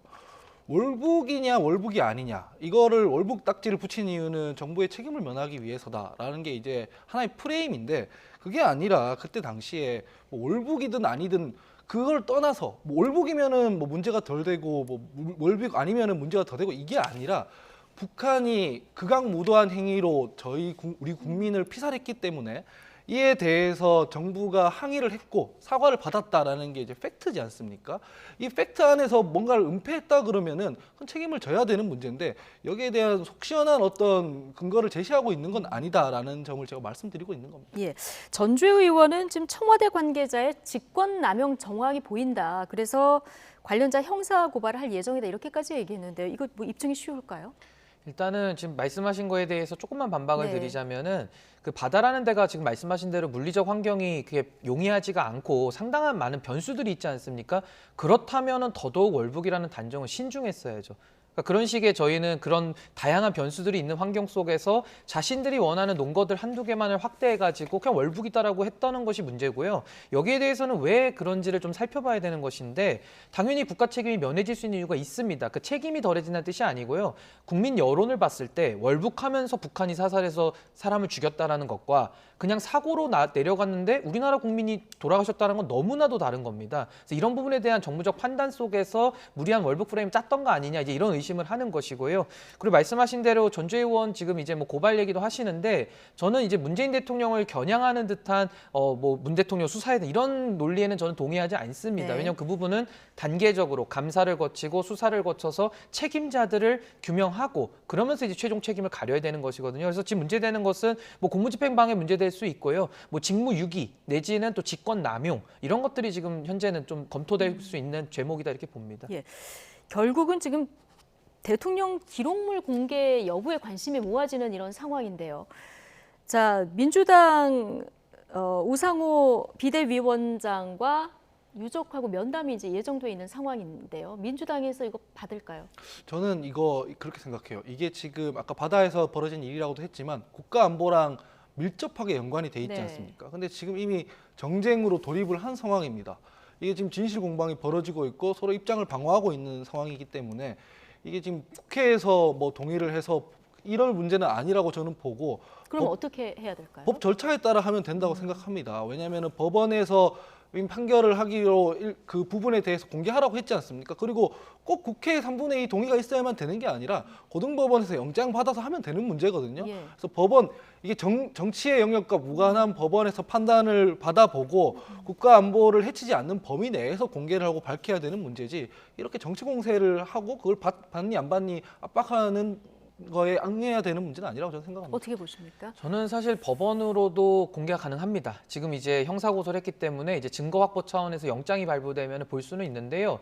저는 사실 사법부가 개입하는 것은 저는 좀 바람직하지 않다고 보는 것이 이것이 말 그대로 정치적 논쟁화가 되면 안 되지 않습니까? 결국 푸는 해법은 정치가 갖고 있는 겁니다. 사법부는 정치적 판단을 하는 것이 아니기 때문에 그냥 법의 잣대에 따라서 다 공개 내지는 비공개 이제 이런 식으로 정리를 할 것이거든요. 그래서 공개를 선택했을 때에도 어느 범위까지를 정할 것이냐를 사법적 잣대로 평가할 수밖에 없기 때문에 저는 이건 정치권에서 좀 합리적으로 지혜를 모아서 풀어야 된다 이렇게 보고요. 지금 말씀하신 대로 사람의 목숨은 한 명이든 수백 명이든 그 가치에는 변동이 없다고 저는 믿습니다. 단 한 명의 생명이 해해졌더라도 그 한 명의 고귀한 생명을 위해서는 우리가 다 노력을 해야 될 것인데 당시에 세월호 7시간에 대해서 끊임없이 민주당이 그 문제를 정치 쟁점화해가지고 상당한 오랜 시간 그 진실규명을 위해 노력을 했었거든요. 그래서 저희 같은 경우에도 이거를 정치 쟁점을 하자는 것이 아니라 어떻게든 그런 생명에 대해서 그 무고한 생명이 침해된 부분에 대해서는 진실관계를 밝혀야 되지 않겠습니까? 그러니까 거기에 대한 우리도 똑같은 노력을 지금 하고 있는 것이다 이렇게 보시면 될 것 같습니다. 너무 당연한 얘기고요. 너무 당연한 얘기인데 이제 세월호 같은 경우에는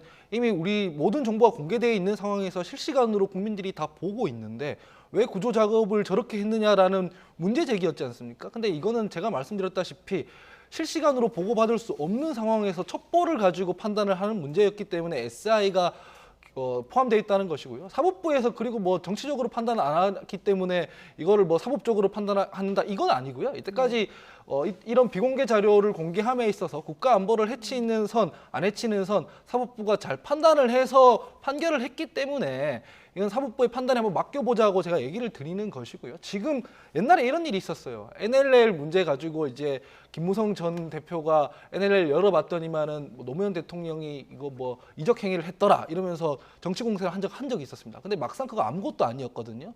이런 식으로 휘말리다 보면 국가 안보에 심대한 피해를 주고 우리의 전략 자산인 정보 자산에 또 훼손할 수 있기 때문에 이 제3자한테 좀 맡겨서 좀 절차대로 좀 진행을 하는 게 좋겠다라는 말씀을 드리는 일단 겁니다. 감사가 시작됐으니까 감사를 좀 지켜보면 되겠습니까? 사실은 그게 제일 좋죠. 감사하는 독립기관이고 뭐 언론 플레이하는 기관이 아니지 않습니까? 이제 정치 쟁점화하면은 지금처럼 아까 전에 뭐 쟁점이 여러 개라고 지금 말씀을 하셨는데 쟁점이 여러 개.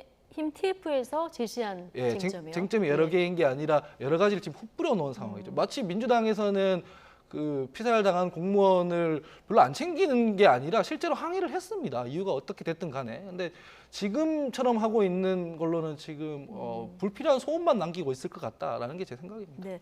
해경 치안감 이상 9명이 일괄 사의를 표명했는데 대통령실은 이제 감사가 진행 중이기 때문에 이 반려를 한 이런 상황입니다. 근데 오늘 청와대 출신 민주당 의원들 18명이 성명을 냈는데요. 잘못이 없는데 왜 사의를 표명하냐. 여기에도 배후가 있을 것이다 이런 주장을 했습니다. 어떻게 보십니까? 글쎄요. 오늘 이런 치안감 9명이 일괄 사의를 표명한 것이 사실 유례가 없는 일이거든요. 그래서 이런 일에 대해서 무슨 뭐 배후가 있거나 어떠한 어두운 손이 작용했다 이렇게 보는 것은 좀 너무 성급한 판단이라고 저는 보이고요.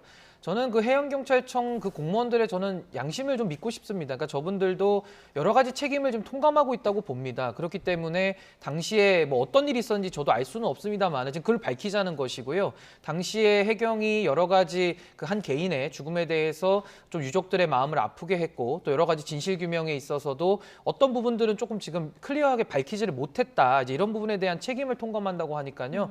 또 저 부분에 대해서는 지금 감사가 진행 중이기 때문에 지금 사표를 수리할 수는 또 없는 상황입니다. 그래서 조금 책임 소재가 좀 규명될 때까지는 좀 지켜봐야 될 것 같습니다. 네, 하은기 대변인 얘기 좀 듣고 다음 주제로 넘어가겠습니다. 전 이거 보니까 빨리 원구성을 해서 상임위 중심주의로 국회가 돌아가야 된다는 생각이 들었어요. 10월 달 되면 이제 국정감사 하지 않습니까? 그렇죠. 이런 부분들에 대해서 입법기관의 그 권한인 행정부 견제할 수 있는 권한이 있지 않습니까? 자료를 요구해서 왜 잘못했는지, 왜 사의를 표명했는지 뭐 그러면 지금 와서 정권 바뀌고 나서 지금 입장이 바뀌었다는 거 아닙니까? 그 부분에 대해서 국회에서 국회의 힘을 가지고 권한을 가지고 하면 된다고 생각합니다. 네.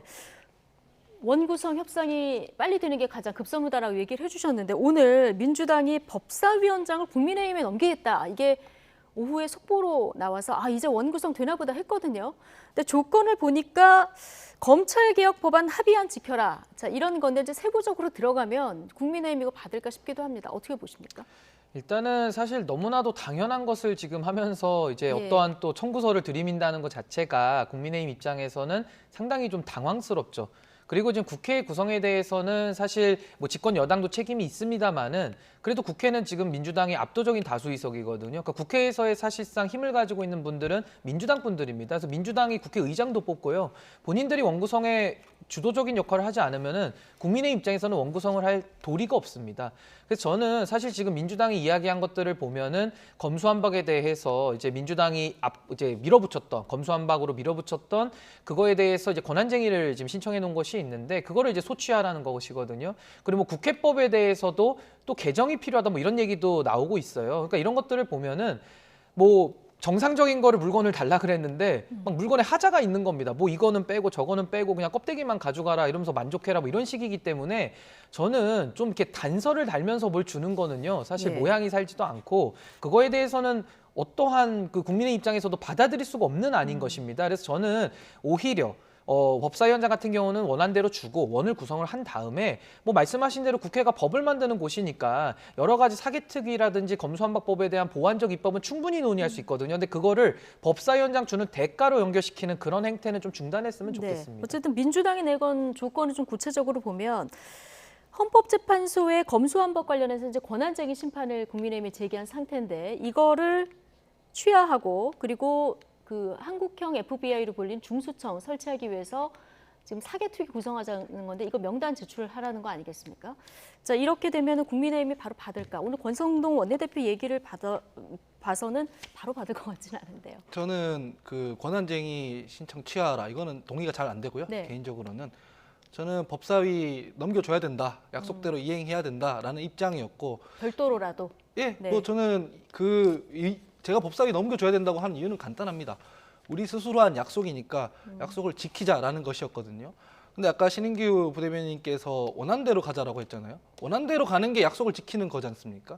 그 원안에는 법사위원장은 국민의힘이 가져간다. 그러고 난 뒤에 체계작구 심사를 포함한 개선을 한다라는 게 원안이에요. 그 원안을 지키려면 당연히 국민의힘도 약속을 지켜야 되는 게 맞죠. 그래서 요구하는 거는 원안대로 가자라는 것이고 사개특위 같은 경우도 어떤 거냐면 원래 권성동 의원이 사인까지 했던 약속을 했던 것이거든요. 제가 요구하는 거는 간단합니다. 뭐 조건을 달거나 단서를 다는 게 아니라 약속을 지키자. 나도 약속 지킬 테니까 당신들도 약속 지켜라. 이 얘기일 뿐이에요. 근데 지금 그렇게 얘기하면은 민주당은 약속을 지켜야 되지만 우리는 약속을 지킬 수 없습니다잖아요. 그래서 이거는 별로 문제를 풀어가는 타당한 해법이 아닌 것 같고 평소에 신인규 부대변인 책임 정치 자주 얘기하십니다. 이미 합의한 거에 대한 책임을 어떤 식으로 이행할지를 고민을 해야 된다고 생각을 하고 지금까지 민주당이 약속한 것에 대해서 책임을 뭉개고 약속을 안 지키려고 했던 거는 제가 굉장히 비판적으로 바라봤던 것도 그 부분이거든요. 서로 약속을 지키는 게 좋겠다 이런 말씀드립니다.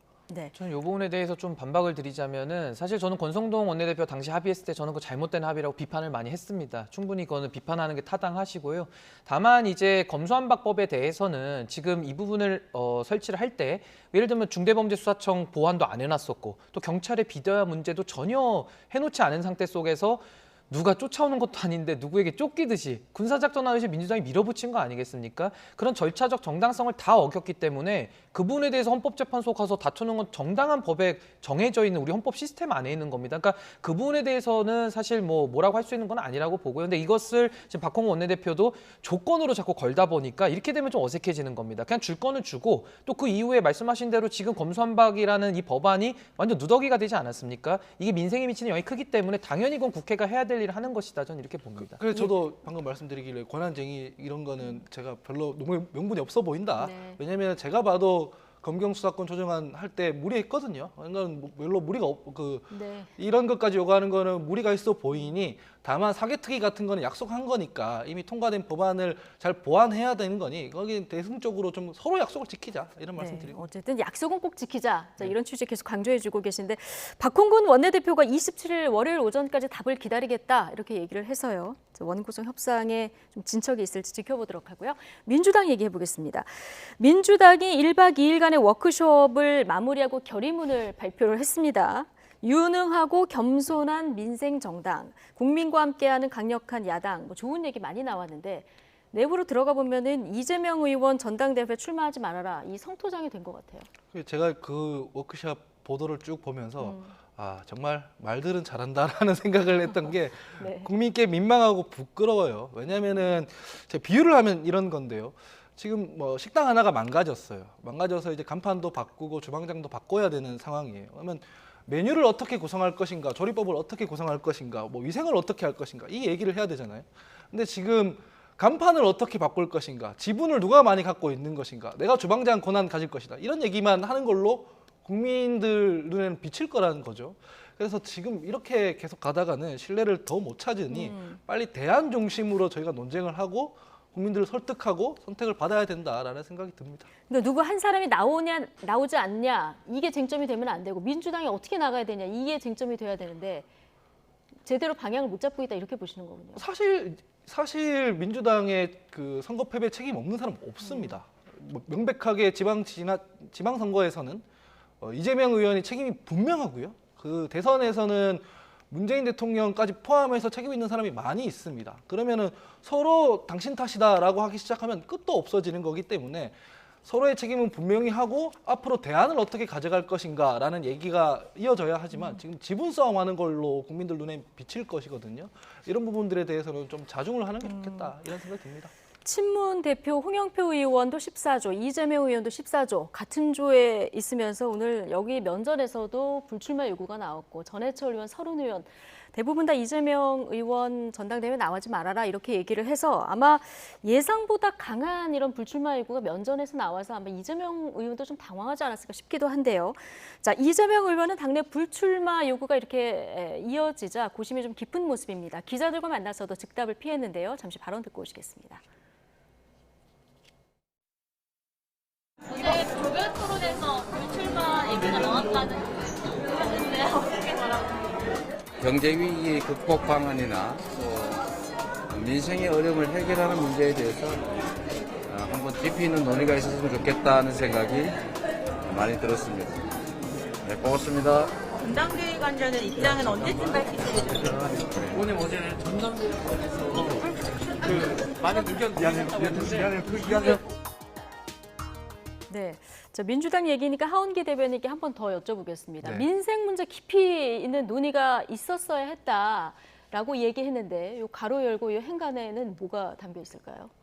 지금 자기 출마 얘기할 때가 아니고 빨리 국민 곁으로 가자 이런 얘기인 것 같아요. 네. 근데 그게 되나요 어디 정치권에서. 사실상 그 얘기를 하려면은 정치라는 거는 어쨌든 책임 소재를 명백히 하고 그다음에 대안을 잡는 거지 않습니까? 입장을 분명히 해야 되는 거죠, 사실. 이게 자꾸 장고에 들어갈수록 불필요한 소모가 늘어나는 것이거든요. 나오든 네. 안 나오든 그건 이재명 의원의 권한입니다. 권리이고.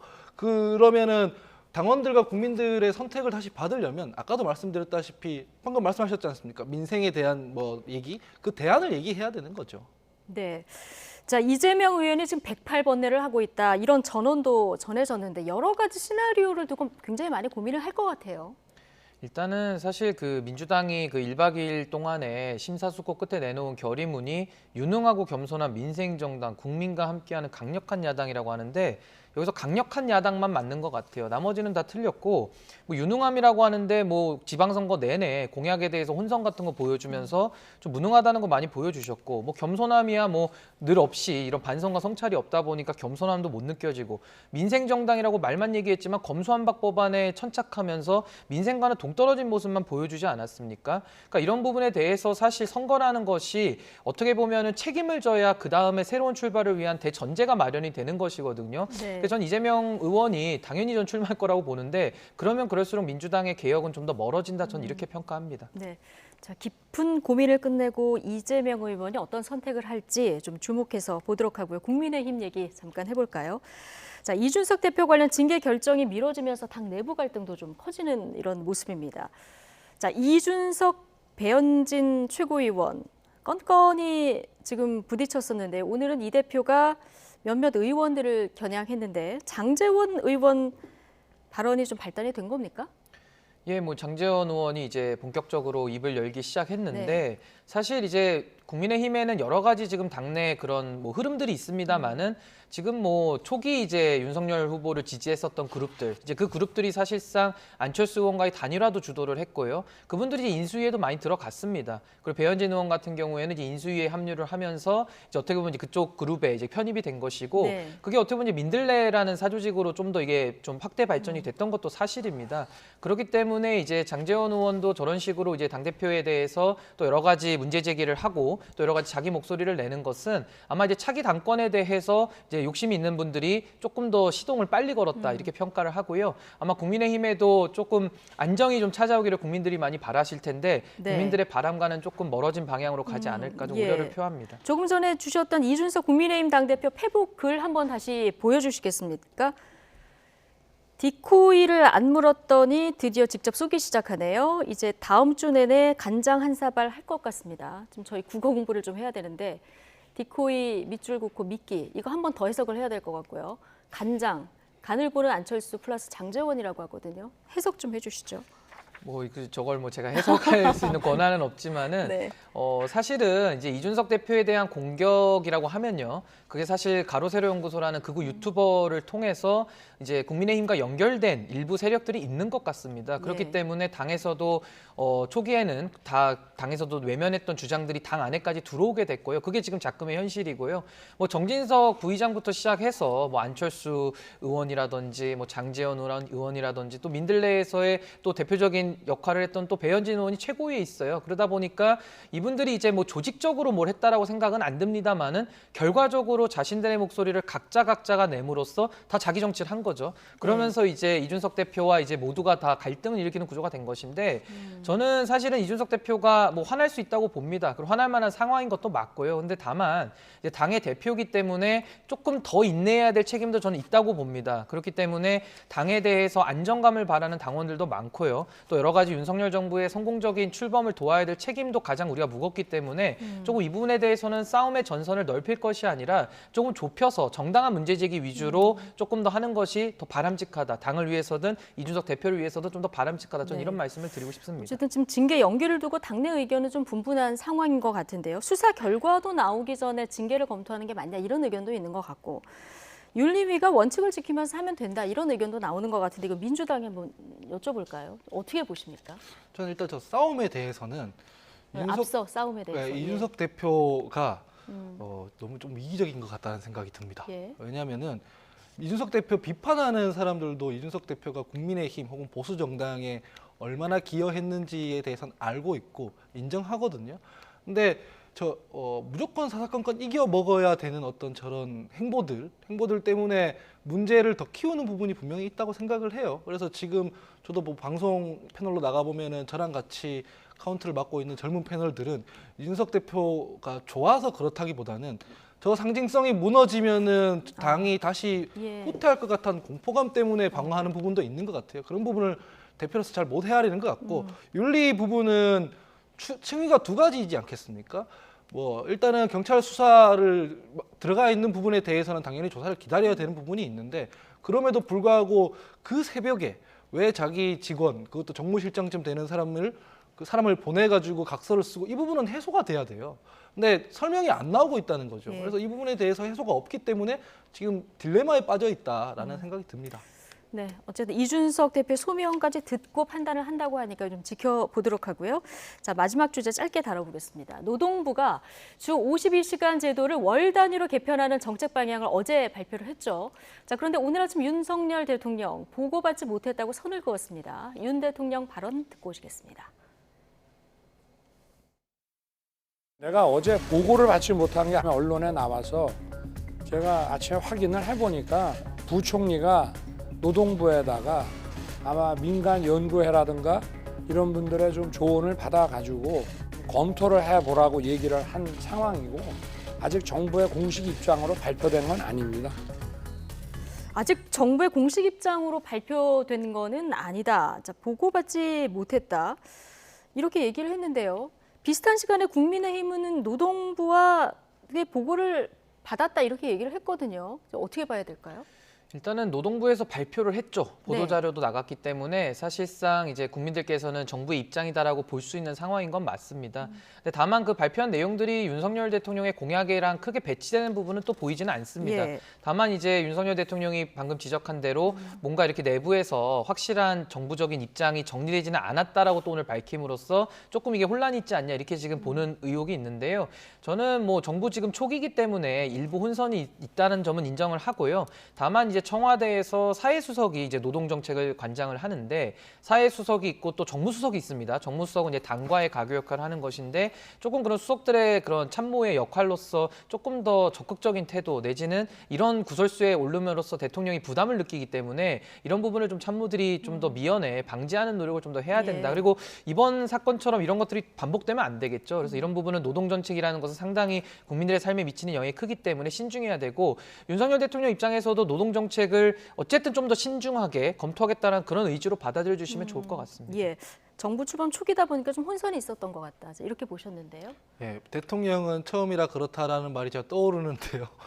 지난번에 했던 초기라서 혼선이 있었다는 말씀을 들으니까 이게 지금 이 건만 있는 게 아닙니다. 그 경찰 인사 관련해서도 행안부에서 뭐 경찰 인사를 내렸는데 그게 뭐 사실이 아니라서 뒤집히고 이 일련의 몇 가지 사례들을 보면 알 수 있는 건 그겁니다.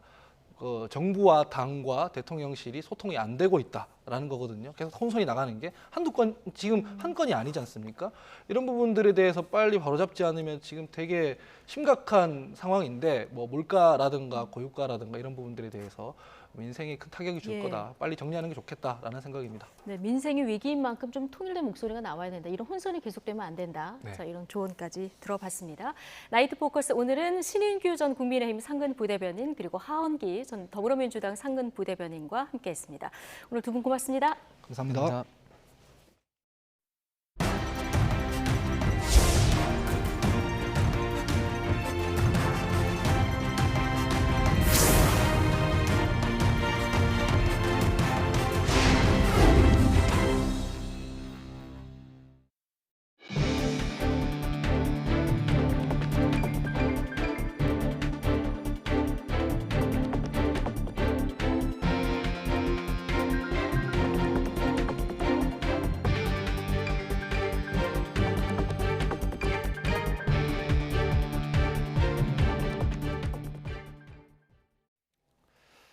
오는 29일과 30일 스페인에서 열리는 나토 정상회의를 계기로 한미일 정상회담이 열릴 것으로 보입니다.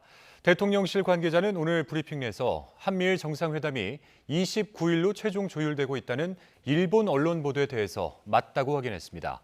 다만 최종 확정되지는 않았다고 설명했습니다. 또 다른 관계자도 오는 29일에 한미일 정상회담이 아마도 열리게 될 것이라고 말했습니다. 반면 대통령실은 한일 정상회담은 간담회 형태가 될 것이라는 일본 언론 보도에 대해선 전혀 확인되지 않았다고 답했습니다. 한일 정상이 오는 29일 개막하는 나토 정상회의에서 처음으로 대면하게 됩니다. 양국 핵심 현안인 강제동원 문제의 해법을 찾기 위한 민간 기구도 곧 출범할 예정인데 한일 관계의 전환점이 될지 주목됩니다. 도쿄 이경화 특파원입니다. 기시다 일본 총리는 지난 3월 대선 이틀 뒤 당시 윤석열 당선인에게 축하 전화를 했습니다. 첫 통화 후 환한 얼굴로 취재진을 만난 총리는 기대감을 드러냈습니다. できるだけ早く対面でもお会いしたいと、対話を行いたい、こういったことは、発言としてありました。私からもありましたし、先方からもありました。 새 정부 출범 전 한일 정책협의단이 일본에 와 기시다 총리 등 주요 인사들을 만나면서 본격적인 양국 소통이 시작됐습니다. 일본도 하야시 외무성 장관이 취임식에 참석한 뒤 총리 친서를 대통령에게 직접 전했습니다. 냉랭했던 분위기가 조금씩 풀리는 가운데 자민당 내 강경파들이 독도 주변 해양 조사 등을 문제 삼아 다시 목소리를 높이기 시작했습니다. 강제동원 등 현안에 대해 한국이 구체적인 해법을 제시하지 않는 한 고위급 회담에 나서면 안 된다는 겁니다. 결국 이달 추진됐던 박진 외교부 장관의 일본 방문은 다음 달 참의원 선거 이후로 미뤄졌습니다. 오는 29일 개막하는 나토 정상회의에서 한일 정상회담도 검토됐지만 간단한 담소 수준이 될 것으로 보입니다. 일본 정부는 이달 한국에서 출범할 것으로 예상되는 민관기구가 강제동원 문제 해결에 어떤 의견을 모을지 주시하고 있습니다. 韓国国内の動きの一つ一つについてコメントすることは差し控えたいと思います。いずれにせよ政府としては日韓関係を健全な関係に戻すべく日本の一貫した立場に基づき韓国側と緊密に意思疎通をしていく考えであります。 윤석열 대통령이 한일 역사 문제는 원만히 해결될 것이라며 관계 개선에 의욕을 보이고 있지만 일본은 여전히 신중합니다. 최근 여론조사에서는 한일 관계 개선을 위해 역사 문제를 더 양보해서는 안 된다는 국민이 80%를 넘었습니다. 실타래처럼 얽힌 양국 관계를 풀기 위해서는 국민의 이해가 필수인 만큼 충분한 논의와 속도 조절이 필요하다는 목소리가 나오고 있습니다. 도쿄에서 YTN 이경아입니다. 박진 외교부 장관은 나토 정상회의는 한일 정상이 만나 자연스럽게 의미 있는 대화를 나눌 기회가 될 것이라며 기대를 나타냈습니다. 박 장관은 오늘 YTN 뉴스큐에 출연해 한일 정상이 나토 정상회의 회의장은 물론 한미일 정상회동이 이루어지면 그곳에서 만날 것이고 또 한국, 일본, 호주, 뉴질랜드 4개국 정상 간 만남 등 여러 기회가 있다며 이같이 말했습니다. 한일 현안인 강제징용 대상 문제와 관련해선 올바른 역사인식을 바탕으로 미래지향적인 파트너십을 만들어가는 것이 중요하다고 강조하며 피해자 측을 비롯한 관련 당사자들과 각계각층의 의견을 경청하고 수렴해 가장 바람직한 해결 방안을 모색하기 위해 노력하고 있다고 밝혔습니다. 북한은 어제 끝난 중앙군사위원회 확대회의에서 전방부대의 작전 임무 추가와 군사조직 개편 등을 의결했습니다. 김정은 국무위원장은 어떠한 적도 압도하는 강력한 자위력을 다져야 한다고 강조해서 전술핵 배치 등 최전방 전력 강화에 더욱 속도를 낼 것으로 전망되고 있습니다. 이교준 기자입니다. 북한은 김정은 국무위원장의 지도 아래 노동당 중앙군사위 확대회의를 지난 21일부터 4일간 진행했습니다. 중앙군사위 확대회의가 4일간 진행된 것은 상당히 이례적입니다. 김 위원장은 이 자리에서 어떤 적도 압승하는 강력한 자위력을 다져야 한다고 강조했습니다. 또 현 정세가 조선인민군의 절대적 힘과 군사기술적 강세의 확고한 유지와 부단한 향상을 필수적으로 요구하고 있다고 역설했습니다. 이번 회의에선 전방부대의 작전 임무에 중요 군사행동계획을 추가했고 작전계획 수정과 해당 부대의 군사조직 개편도 의결했습니다. 전술 핵무기의 전방 배치와 운용을 위한 작전계획 수정과 부대 편제 개편, 남측의 삼축 체계에 대응한 선제 타격 전략을 강화했을 것으로 관측됩니다. 전술핵에 대한 권한 위임을 어디까지 할 거냐, 적정한 그 작전적 수준의 제대 선에서 전술핵 운영 능력을 부여를 하는 부분까지도 고민을 했었을 거라고 예상을 하고 있고. 또 이번 회의에선 리병철 당 중앙위원회 비서를 중앙군사위 부위원장으로 임명해 부위원장을 2명으로 늘리며 자위적 국방력 강화 의지를 과시했습니다. 7차 핵실험과 관련한 언급은 없었지만 관련 계획을 승인했을 가능성도 배제할 수 없습니다.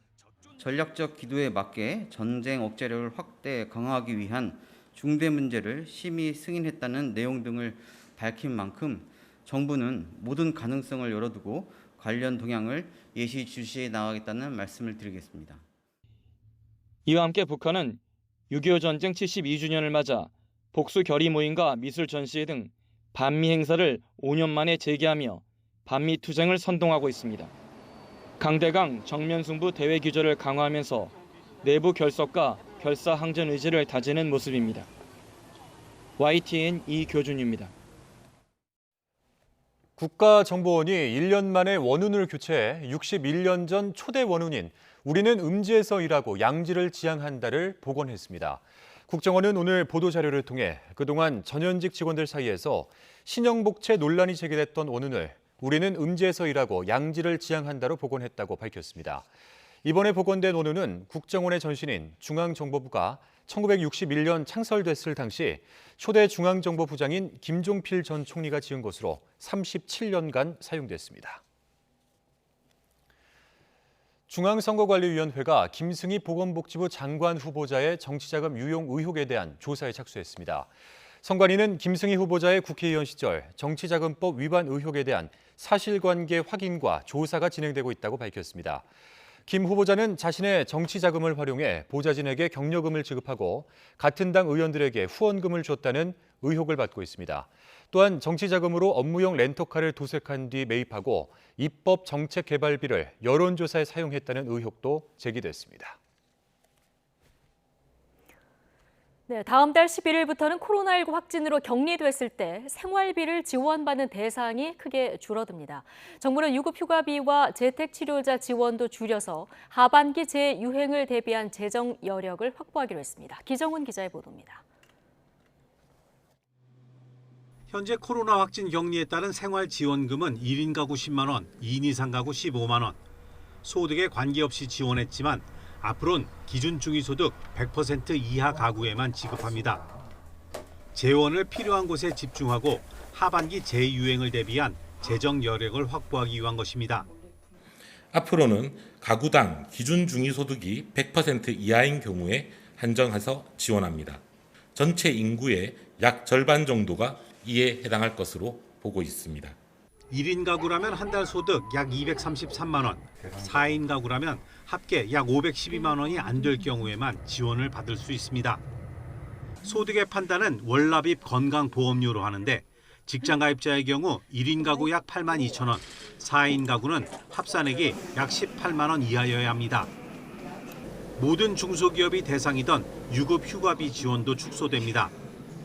코로나에 걸린 직원에게 유급휴가를 주면 하루 4만 5천 원씩 최대 5일간 정부가 비용을 지원하던 건데 앞으로는 종사자 수가 30명이 안 되는 중소기업만으로 제한합니다. 정부는 중소기업 종사자 가운데 75.3%에게 지원이 유지되는 것이라고 설명했습니다. 또 국가가 전액 지원하던 코로나19 치료비도 본인 부담금 일부를 환자가 부담하도록 했습니다. 상대적으로 본인 부담이 큰 입원 환자 치료비는 현행과 같이 계속해서 지원하도록 하고 본인 부담금이 적은 재택 치료자는 정부 지원을 단계적으로 축소해 나가겠습니다. 올해 1분기 재택 치료자들에게 지원된 비용은 평균 병원비 13,000원, 약값 6,000원 정도였는데 이 부분을 환자가 자부담하게 됩니다. 그러나 입원 치료비와 팍스로비드처럼 값이 비싸 부담이 되는 코로나19 먹는 치료제와 주사제 등은 정부가 계속 전액 지원합니다. 바뀐 조치들은 다음 달 12일부터 적용됩니다. YTN 기정훈입니다. 원숭이 두창이 국내에도 유입되면서 감염에 대한 우려가 커지고 있죠.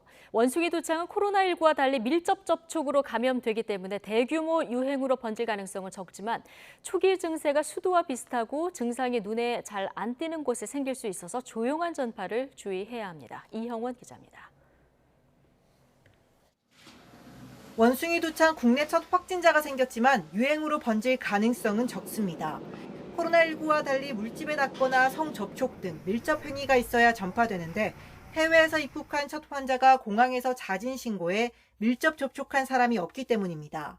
비행기에서 가까이 앉은 승객들은 별다른 이상이 확인되지 않아 본인 의사에 따라 백신을 맞지 않았습니다. 이 같은 원숭이 두창 특성을 고려하면 대규모 확산 가능성은 희박하다는 게 전문가들의 공통된 견해입니다. 다만 조용한 전파 위험은 배제할 수 없습니다. 잠복기가 3주로 길어 해외 유입을 검역으로 모두 거를 수 없고 증상이 나타나더라도 초기에는 수두와 비슷해 신고가 늦어질 수 있습니다. 실제로 원숭이 두창 의심 환자로 분류됐던 입국자는 수두로 판명났을 만큼 증상 구분이 쉽지 않습니다. 특히 발진이나 물집이 생식기 등 눈에 잘 띄지 않는 곳에 생기면 감염된 걸 모른 채 다른 사람에게 전파할 수 있어 주의가 필요합니다.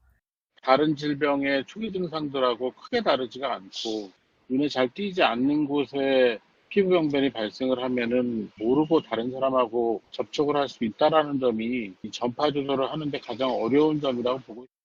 그나마 확산을 최소화하려면 의심 증상을 알게 되는 즉시 자진 신고해야 합니다. 동성 간의 성접촉으로만 감염된다는 잘못된 사회적 낙인으로 진단받는 것을 꺼리지 않게 해야 하는 이유입니다. 1차 의료기관에서 이것을 분별해내는 것은 중요한 일이지만 병원을 가야 진단도 할 거 아니에요? 스스럼 없이 갈 수 있게끔 하는 사회적인 분위기, 즉 동성애자라고 낙인 찍지 않는 이런 사회적 분위기 조성과 함께 원숭이 두창 의심 증상을 상세히 알려 가능한 조기 진단이 많이 이루어져야 감염 규모를 줄일 수 있다고 조언했습니다. YTN 이영훈입니다. 원숭이 두창의 치명률은 극히 낮을 거란 전망이 우세합니다. 주의는 하되 과도한 공포심은 지양해야 한다는 지적입니다. 김평정 기자입니다. 원숭이 두창에 확진된 사례는 전 세계적으로 3,300건이 넘습니다. 지난달 6일 영국에서 아프리카 외 지역에서 처음 환자가 나온 뒤 한 달 반 만에 3,337명까지 기하급수적으로 증가했습니다. 다행히 아프리카 외 지역에서는 사망자가 보고되지 않았습니다. 이번 원숭이 두창 확산을 이끈 영국을 봐도 거의 800명 환자가 나왔지만 숨진 사례는 없습니다. 세계보건기구는 원숭이 두창 치명률을 3에서 6%로 다소 높게 봤지만 이는 콩고 유전자형에 해당하는 수치라서 지금 세계적으로 유행하는 서아프리카형은 다를 수 있습니다. 서아프리카형은 증세가 상대적으로 약하고 현재 유행하는 지역의 의료체계가 대부분 양호한 점 때문에 치명률이 1%에 못 미칠 거란 전망이 우세합니다. 선진국의 데이터를 보면 치명률은 그 정도까지는 되지 않는 것으로 보고 있습니다.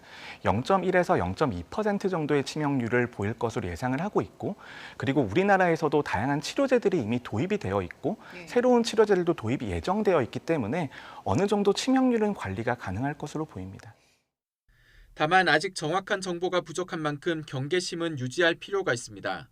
만약 감염돼 수포 증상까지 생기면 다른 사람에게 옮길 위험이 커지는 건 물론이고 제때 병원에서 치료받지 않으면 2차 감염 등으로 눈에 띄는 흉터가 남을 수도 있습니다. 따라서 타인은 물론 본인을 위해서도 감염이 의심되면 신고하고 제때 치료받는 게 중요합니다. 무엇보다 발생 국가를 방문한 후에 의심 증상이 있는 분들의 자발적인 신고가 가장 중요하고 이러한 자발적인 신고와 검사가 있어야 추후 확산 차단 조치가 가능하겠습니다. 발열과 발진 증세가 있고 목 겨드랑이에 림프절이 붓거나 피부에 수포가 올라오는 등 의심 증상이 생긴다면 질병관리청 콜센터 1339번으로 신고하면 됩니다. YTN 김평정입니다. 네, 2018년 학교 측의 무단 폐교로 논란이 됐던 서울 은혜초등학교의 학생과 학부모들이 학교 법인을 상대로 낸 소송에서 최종 승소했습니다. 대법원은 학교 법인이 일방적으로 문을 닫으면서 학생들의 학습권과 부모의 교육권을 모두 침해했다며 학생과 학부모 모두에게 손해를 배상할 책임이 있다고 판단했습니다. 홍민기 기자입니다. 서울 은혜초등학교가 담당 교육지원청에 폐교 인가 신청을 낸 건 지난 2017년 12월. 겨울방학 하루 전이었습니다. 학부모들에게는 3억 원 가까운 재정 적자가 누적돼 정상적인 학교 운영이 불가능하다는 통지문이 날아들었습니다. 학교 측의 일방적인 폐교 통보에 당시 서울시 교육청도 폐교 신청을 반려하고 대책 마련에 나섰습니다.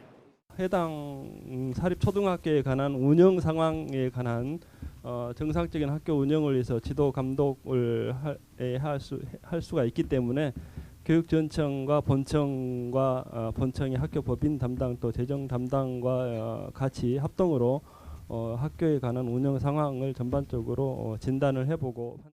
하지만 학교는 새 학기에도 담임교사를 편성하지 않았고 학부모들에겐 최대 1,700만 원에 달하는 황당한 수업료를 요구하기도 했습니다.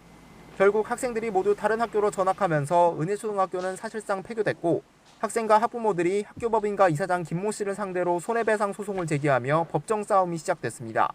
1심 법원은 학교가 학생들의 학습권 보장을 위해 적절한 대책을 제공하지 않았고 학생들은 자신의 의사와 무관하게 새로운 교육 환경에 적응해야 했다며 학생에게 300만 원, 학부모에게 50만 원을 지급하라고 판결했습니다.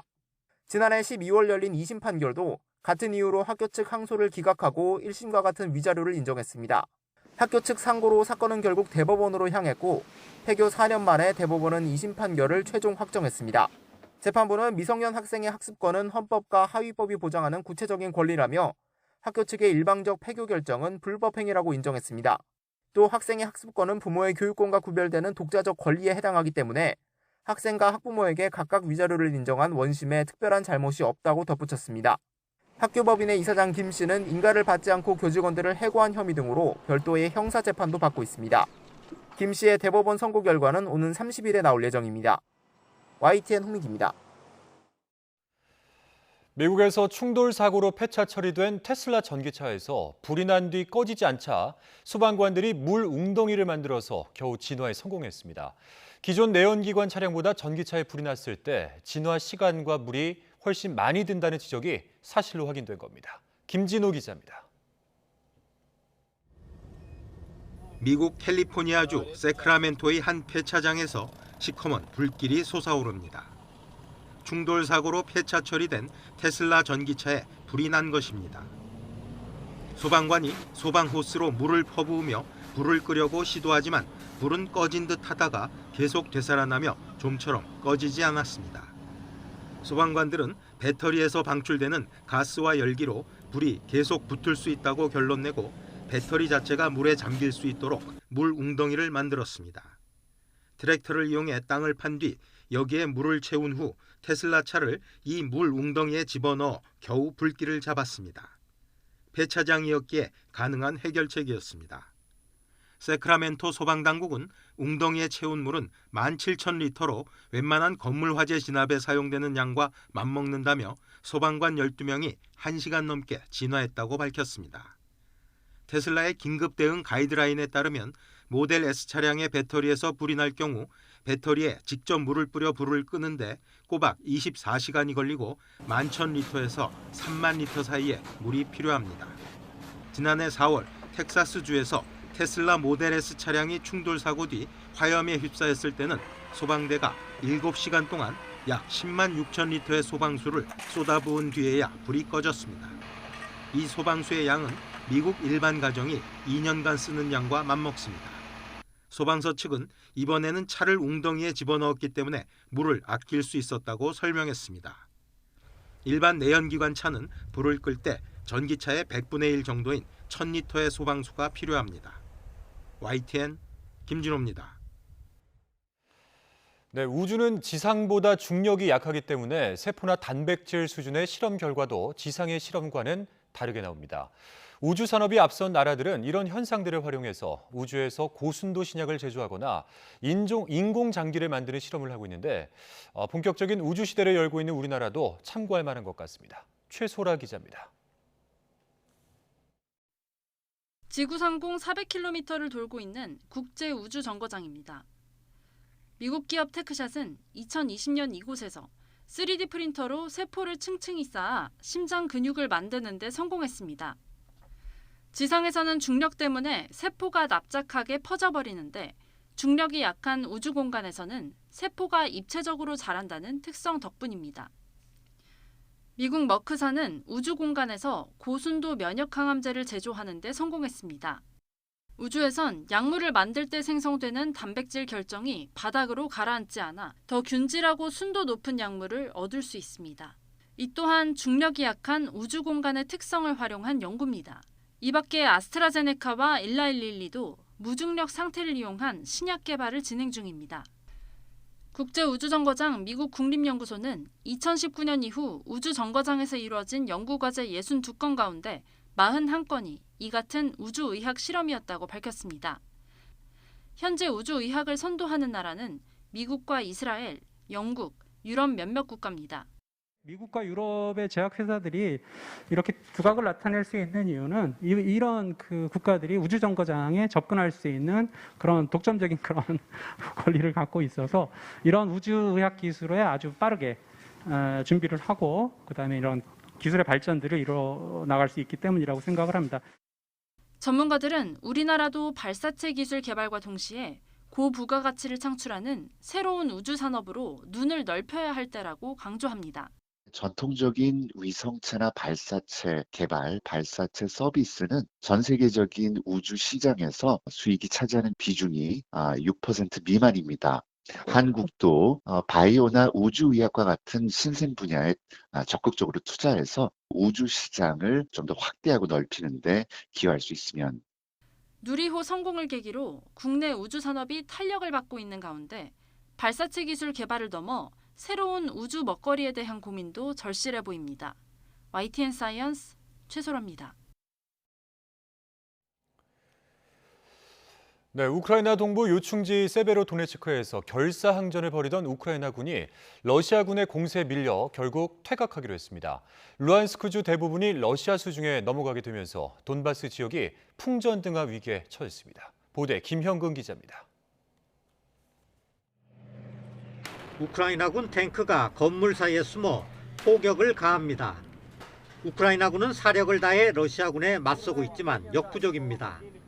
외곽으로 완전히 밀려나면서 세베로도네츠크 대부분을 러시아군에 내줬습니다. Взяли тренировочный пункт, тренировочную базу СБУ, которая находилась на территории, как говорится, промышленной зоны. Ну, получается, что мы потихоньку... 계속된 포격으로 도시는 90%가 파괴됐습니다. 우크라이나군은 이런 상황에서 더 이상 버티는 건 무의미하다고 판단하고 퇴각하기로 했습니다. 세베로도네츠크가 무너지면서 강 건너 쌍둥이 도시 리시찬스크 함락도 시간 문제가 됐습니다. 루안스크주 대부분이 러시아 수중에 들어가게 되면서 돈바스의 남은 지역 도네츠크주도 풍전등화의 위기에 처했습니다. На Донецькому напрямку противник проводить активні наступальні дії, продовжує вогневе ураження наших підрозділів вздовж лінії зіткнення, завдає ракетних ударів. 돈바스는 러시아가 합병한 크림반도와 인접해 있습니다. 따라서 이곳이 함락되면 남동부 전체가 러시아 영향권에 들어가게 됩니다. 게다가 광공업지대로 경제의 핵심이기 때문에 우크라이나로서는 결코 포기할 수 없는 곳입니다. Українські військові роблять все, щоб зупинити наступальні дії окупантів, наскільки це можливо, наскільки вистачає важкої зброї, сучасної артилерії, усього того, що ми запитували і продовжуємо запитувати у наших партнерів. 수세에 몰린 우크라이나를 지원하기 위해 미국은 다연장 로켓 등 5,800억 규모의 무기를 추가로 지원하기로 했습니다. YTN 김영근입니다. 로베르트 하베크 독일 부총리는 가스 부족이 겨울철까지 이어지면 일부 산업은 셧다운, 즉 운영 중단이 불가피하다고 밝혔습니다. 하베크 부총리는 독일 주간지 슈피겔 인터뷰에서 독일은 가스 부족 사태를 향해 가고 있다면서 이같이 말했습니다.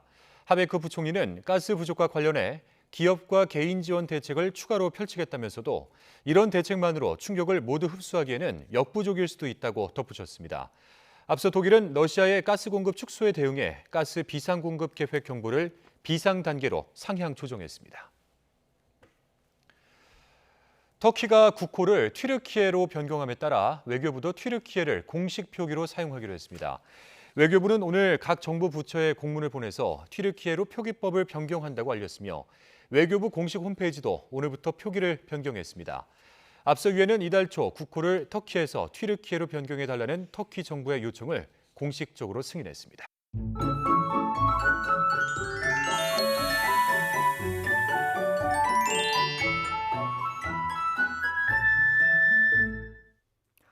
다시 한여름 같은 더위가 찾아옵니다. 내일 서울 낮 기온이 31도로 더위가 주춤했던 수도권도 무척 더워지겠고 특히 강릉 35도 등 강원 동해안과 경북에는 폭염주의보가 발효 중인 가운데 33도 안팎의 더위가 기승을 부리겠습니다.